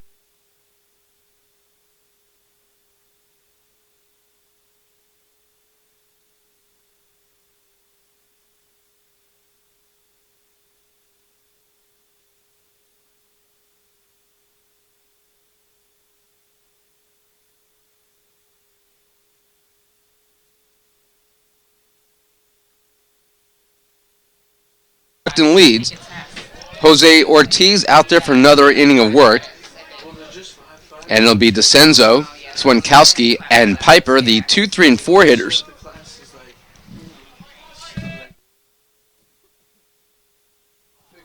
And it's a 2-0 count here to DeCenzo.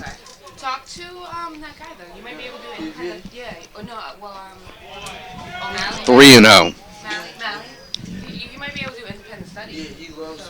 We have a special visitor in the box. It's been Alumni Day here, unofficially at NJCU. Easter weekend, everyone's home. Yeah. I'll be over here, so. Okay. That's a called strike. Kevin DeMoro, former Gothic Knight pitching standout, visited us in the box in between innings. He still holds, and probably will for years, the school record for career pitching appearances. Kevin 3-1. not only would throw a lot in terms of number of appearances, my God, I saw him throw 170 pitches in one game. Third baseman number 21, JJ Swinkowski. And he never got ice? That's amazing. Anne-Marie Stobling, our head athletic trainer, said he's the one pitcher that never got ice and never got hurt. It was unbelievable just how durable he was. Curveball by Ortiz is high. Don't have the exact pitch count, but Anne-Marie, I'm pretty sure you remember that one game. I think it was 170, maybe 175 pitches he threw. It was against Montclair State for some reason, I want to say. But it was just unreal just how durable he was as a player. He also could play the field and did so on a number of occasions. Graduated 2 years ago in the Weinstein senior class. Ortiz deals fastball outside corner, 1-1 strike.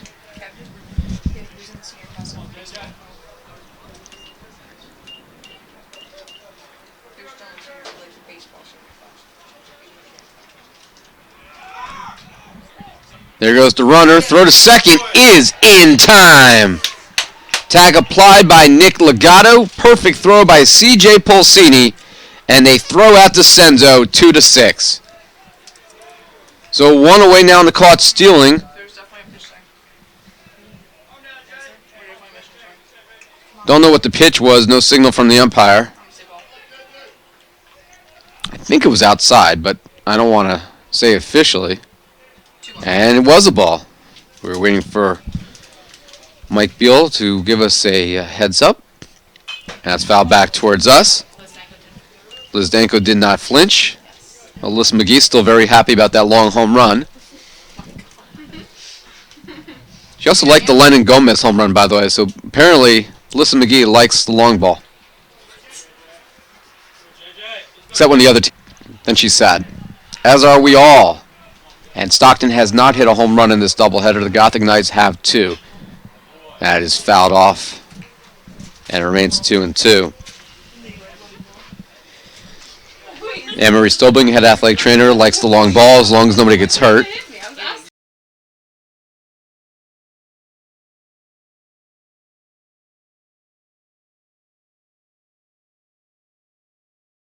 I thought you were telling me.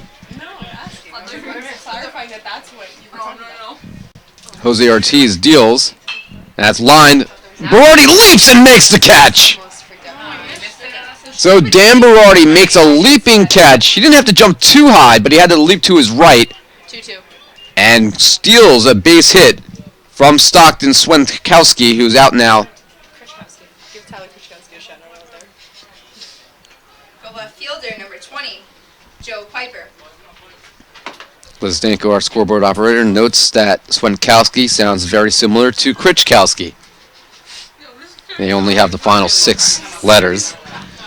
Piper, the left fielder, is due up. He has doubled and been intentionally walked twice. He's officially 1 for 2, been on base 3 times. And that's popped in the air foul. And with no one on and 2 outs, they will pitch to Stockton's top hitter. Gothic Knights won the first game 4-0, a combined shutout by Anthony Zaccaro and Kyle Kafer. Called strike in the outside quarter. Zaccaro struck out 4, was awarded his first win of the season. Kyle Kafer struck out 4, went to final 5 for a long save, and then started game 2. Ground ball. Ortiz dives off the mound and flips it to first base. Great play by Jose Ortiz as Stockton is retired 1-2-3 here in the 8th. What was that? 1-2, 1-2-3. So the Ospreys in order in the 8th. The Gothic Knights will be up. It'll be Bourne, Catino, Berardi. 2, 3, and 4 due up when we come back.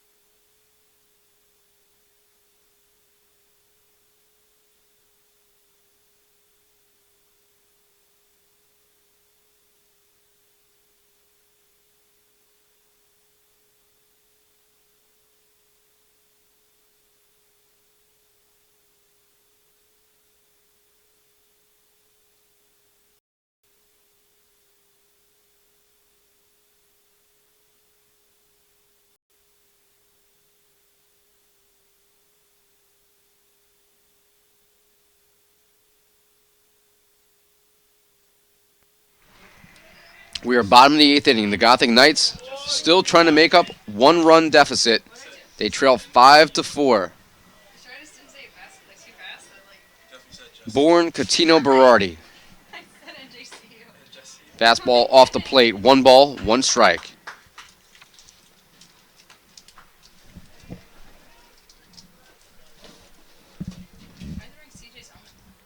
And that's hit in the air. Center field. Itis makes the catch.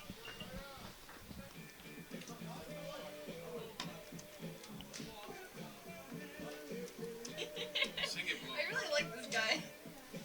We should have him more often. So 1 away. The right field. Joe Catino, Joe Catino. the right fielder. He's 1 for 3 in this game with a single and a run scored.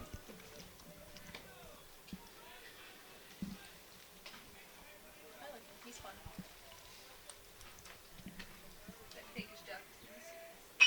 And it's a ground ball on the ground to third base, I should say, and that is fielded by Swenkowski. 1 pitch to Catino. And there's now 2 away. Well, Dan Berardi made this game a lot closer in his last at bat. First baseman number 14, Dan Berardi. If you ripped another one, oh my god, I'd die. Ripped another. Oh. Yeah, home run. I'd die. Maybe this time on. Berardi with his 3rd home run of the year. He solo shot in the 6th. This one fouled off to our right. A home run here would tie it. I really didn't see that ball go anywhere. I heard the contact. I like lost That it was as soon as it went there. No, I heard the contact. That was the last thing. No balls, 1 strike. 5-4, bottom of the 8th. The pitch by Perna. Again, fouled away. No balls and 2 strikes. That was only the 90th pitch by Perna. Here in the 8th inning.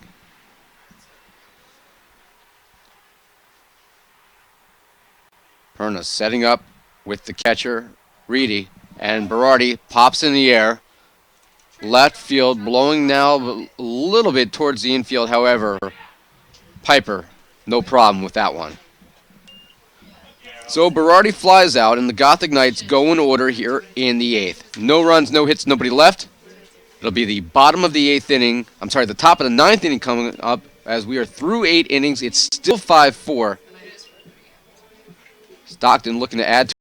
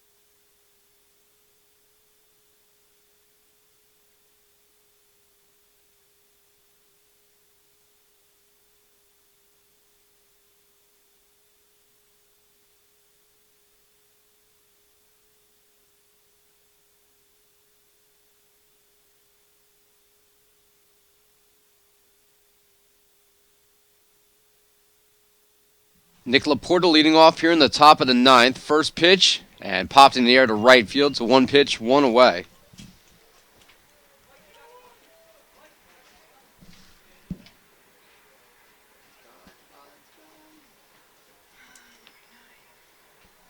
The designated hitter, number 9, Antonio Morello. The designated hitter Morello will step up. He's been on base once via walk. He's also reached on a fielder's choice that drove in a run and scored a run himself. Stockton, 5 runs, 8 hits, 1 error. NJCU, 4 runs, 6 hits, no errors. Ortiz's pitch, that's high.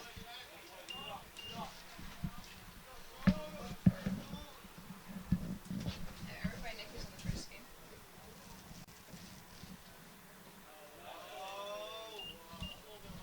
And it's 3-0. Why don't you just wipe it?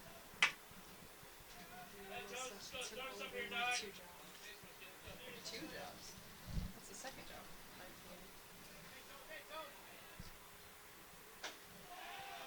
That's a called strike.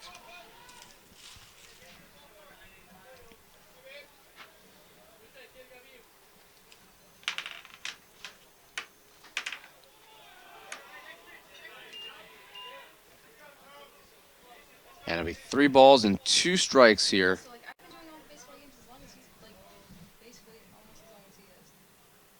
Ortiz deals, He started before. and that's fouled off. So, technically, you took his job. Taking a look at some scores from around the end, Jack.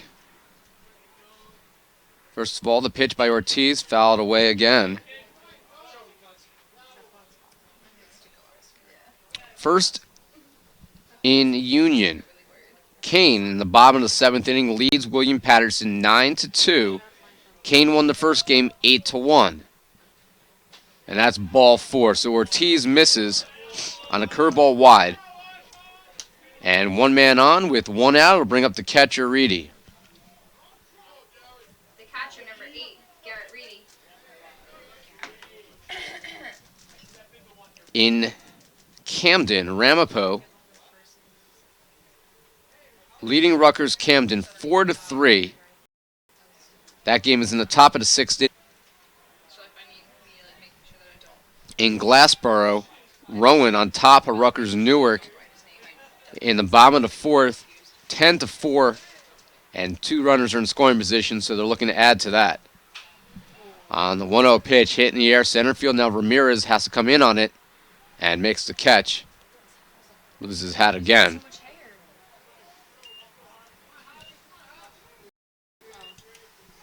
And with now 2 away, it'll bring up the shortstop Hobbs. The shortstop, number 3, Tyler Hobbs.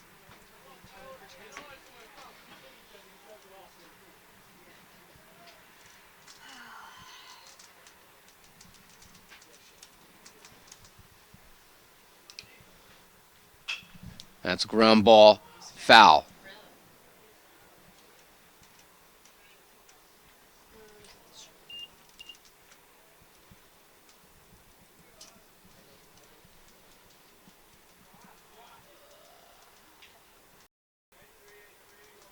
One other score from around the league. This is in the top of the 8th in Montclair. TCNJ 9, Montclair State 1, after the Lions also won game 1, 9-3. Ground ball, up the middle, diving is Legato, flipped to second, unable to be reached by Reinecke. It was over his head. It was a great effort by Nick Legato. It was almost impossible just to knock that ball down to begin with. He was already saying that. So it's an infield single for Stockton.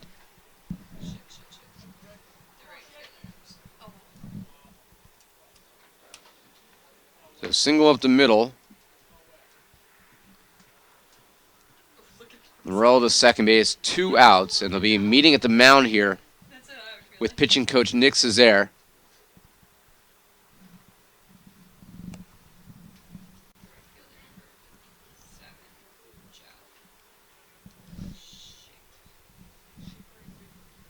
And I'll bring up the right fielder.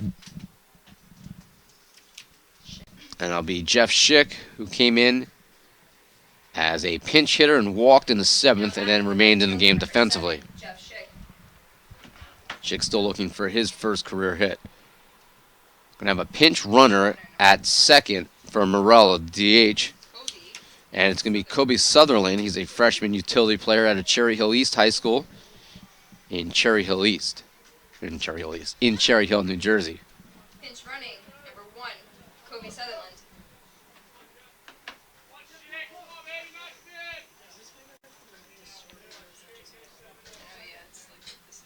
So Sutherland, which would represent a key insurance run for Stockton. They lead 5-4. 2 outs here, top of the 9th after the Gothic Knights won game 1, 4-0.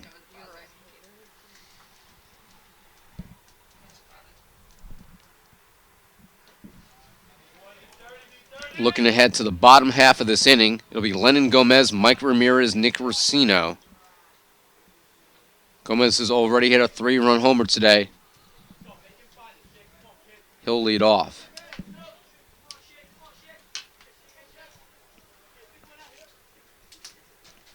Very light breeze. Still mostly cloudy here in Jersey City. The 1-0. Popped in the air. Foul territory. Berardi watches it sail onto the soccer field. And it's 1 ball and 1 strike.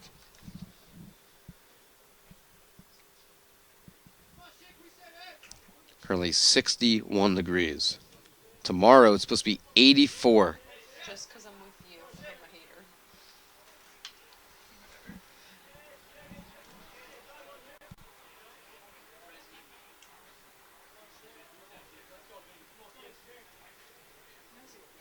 Ortiz deals. Fastball's low.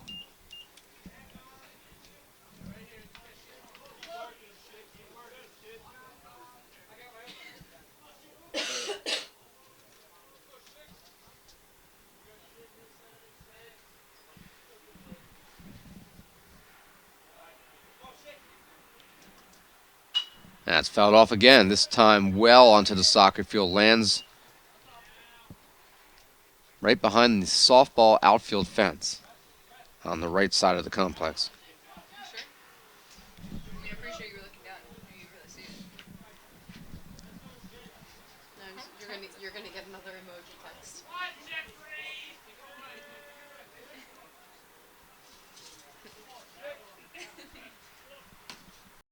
That's all you have to say, Ira? Outside. And it's a 3-2 count now here. Boss text you. And straight emojis.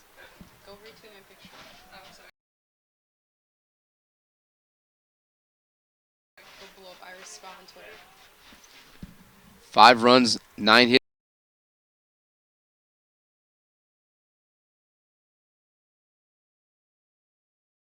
Ospreys, 4 runs, 6 hits.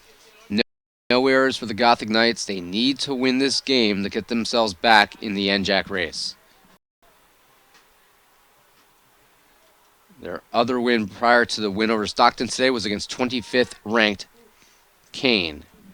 Sutherland checked at second, and he's back standing. We just need 2 runs because I don't want to go to 10.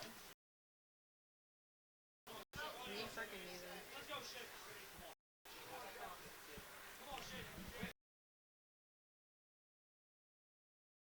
neither. Battle. Corey Nace will need to bring some new fresh baseballs to the home plate umpire Mike. As 3 of the last pitches have all landed either on the soccer field or by the concession area, which is not open today. Questioning always, isn't it? Don't be mean to us, Ira.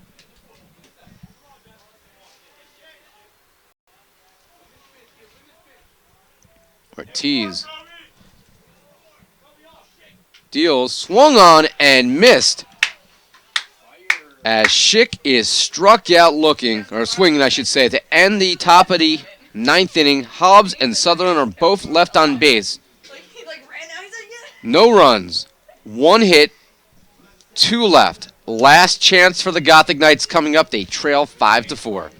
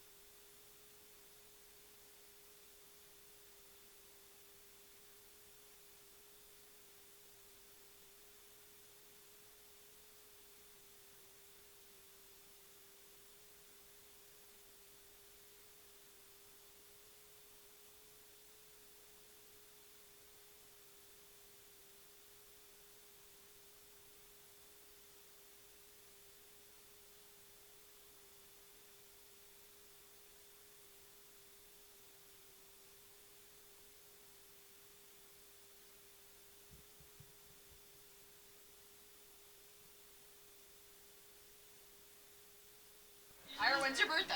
We should just put them all up at once and just be like, Lennon Gomez will lead off for the Gothic Knights here in the bottom of the 9th. It'll be the number 5, designated hitter number 24. 6, and 7 hitters. Gomez, Ramirez, When's your birthday? and Racino. You guys are just trying to find something And ball 1 to Gomez. She said just right. Oh my god, that was. It was on Sunday. 6 days ago, not a week. Perna trying to complete what he started. I was outside filming. Thanks. Sunday 1 ball and 1 strike. Oh, you left. Bottom of the 9th in Game 2, the Gothic Knights won the opener 4-0, trying to rally for the sweep. Real tough. Float in the air towards shallow center, and it's going to fall in for a leadoff single 1-1. for Lennon Gomez. It was hit over the head of the shortstop, and the center fielder Gustitis really on his horse but couldn't get there. And NJCU will have a pinch runner here. No, pinch hitter. A pinch runner will be Joe Papamarcos at first base for Lennon Gomez. And we'll also have a pinch hitter in Bill Feehan. Pinch running, number 54, Joe Papamarcus. So the pinch runner Pinch is hitting, Joe Papamarcos 33, Bill Feehan. I just like make sure I didn't like said at a pinch like. Paramus Catholic High School and Lyndhurst, New Jersey. And Point Pleasant's Bill Feehan, 2-time NJAC Rookie Hitter of the Week, will be due up as the pinch hitter. This heater feels great. Shit, Mullen moves. Feehan hitting 2. Lefty gets his first at bat of the doubleheader. And the first pitch is a called strike.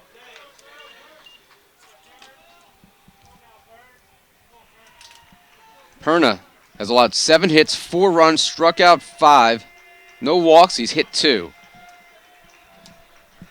Throw back to first. Papa Marcus in standing.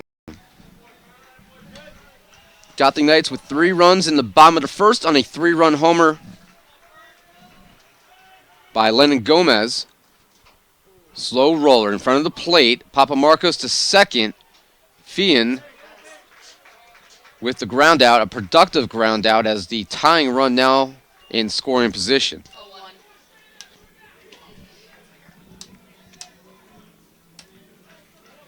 The left fielder, number 8, Nick Racino. Now Nick Racino stepping to the dish, hitting .341. 0 for 3 in this game.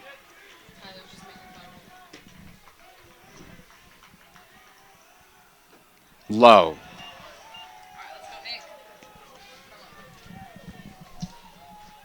A run will tie this up. NJCU has not scored since Dan Berardi's home run, a solo shot in the 6th. Outside, ball 2. Karam's off the backstop right to the catcher Reedy. CJ Polsini, he's the on-deck hitter. The Gothic Knights are on their feet in the third base dugout, all standing. Even some of the alumni are over there. And Racino lines it to center field. It's going to be caught. A shoestring catch on the line drive. An amazing catch in a crunch situation by Zach Costitis. And that potentially may save this win for the Ospreys. That is the second out. If it got past him, it likely would have gone to the wall.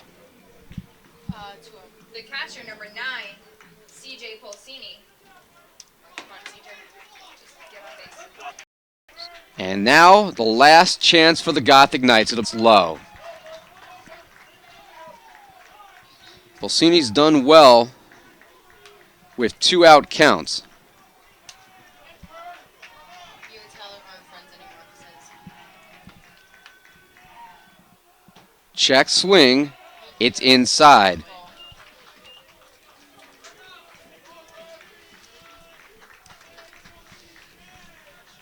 Perna finally over 100 pitches here in the 9th.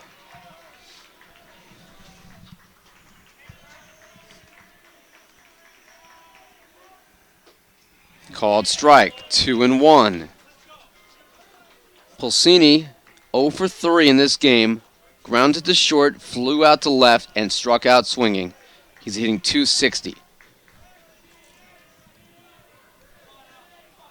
Perna looking at Papa Marcus, and time called by CJ Polsini. Lennon Gomez, who's already hit a 3-run homer today, singled to start this inning, and Papa Marcus with a pinch run responsibility. He stands at second base. Now 2 away after Racino was robbed of a hit. Polsini pops in the air, foul territory, Miss it. and leaping against the fence. Unable to make the catch was the first baseman, Nick Laporta. However, it's strike 2, and the Gothic Knights are now down to their final strike. After winning the opener, they really wanted to sweep this doubleheader to put themselves back into playoff position. A loss puts NJCU's backs up against the wall. 2 balls, 2 strikes. Perna facing CJ Polsini here in the bottom of the 9th. Perna deals, ground ball to short. Hobbs, throw to first in time, and the ball game is over. CJ Polsini grounds out to the shortstop Tyler Hobbs, and the Gothic Knights strand the tying run in scoring position, and they fall today in Game 2, yet again in a close game, 5-4. In the 9th inning for the Gothic Knights, no runs, 1 hit, and 1 man left. Your final score in Game 2 of our doubleheader today, Stockton 5 runs, 9 hits, and 1 error. NJCU 4 runs, 7 hits, and no errors. With the doubleheader split today, the Gothic Knights winning Game 1 4-0. updated records on the year. NJCU is now 10-14, 2-8 in the NJAC. Stockton is 12-14, 4-6 in the league. Next baseball action for the Gothic Knights will be on Tuesday, a home game, a makeup against Old Westbury here in Jersey City. We thank everyone for their attendance at today's doubleheader, and we wish everyone a happy and healthy Easter. So that'll do it here in our second game. Stockton 4 runs in the top of the first, and the Gothic Knights never able to even it up. They drew within 4-3 on a 3-run homer by Lennon Gomez in the first, and after Stockton scored in the fourth, they again were within 1 on a home run by Dan Berardi in the sixth, but the Gothic Knights could not get closer than that. A complete game by Brandon Perna. And Perna now 5-1 on the year, the leader in wins for Stockton on the season. To look at the final stats in this game for NJCU. Kafer started the game after getting the save in game 1. He is the losing pitcher for NJCU. Perna for Stockton, 9 innings, gave up 4 runs, 7 hits, struck out 5. He is the winner. Offensively for NJCU, Taylor Bourne had 2 hits. Lennon Gomez also 2 hits. The biggest one, a 3-run homer. He was 2 for 4 with a run scored. Dan Berardi, a solo home run, his 92nd career hit. Gothic Knights fall 5-4. They had 7 hits, played clean, cannot get the win, and they fall to 10-14 on the season. The next broadcast, the Gothic Knights take on Montclair State University. That will be an NJAC softball doubleheader on the other side of the Thomas M. Garrity Athletic Complex. NJCU and the Redhawks. Next baseball broadcast will be at the end of next week when the Gothic Knights host Montclair State in baseball action. On behalf of everyone at NJCU Athletics, I'm Ira Thor. Thanks for watching today's broadcast of Gothic Knight Baseball here on Gothic Vision. We also thank Alex Weinstein from the class of 2015 who joined us for a good portion of Game 1 and part of Game 2. Your final score in Game 1 today, 4-0 NJCU. Stockton wins the nightcap by a score of 5-4. Until we speak to you again on From Softball, happy Easter, everyone. Be well, everybody.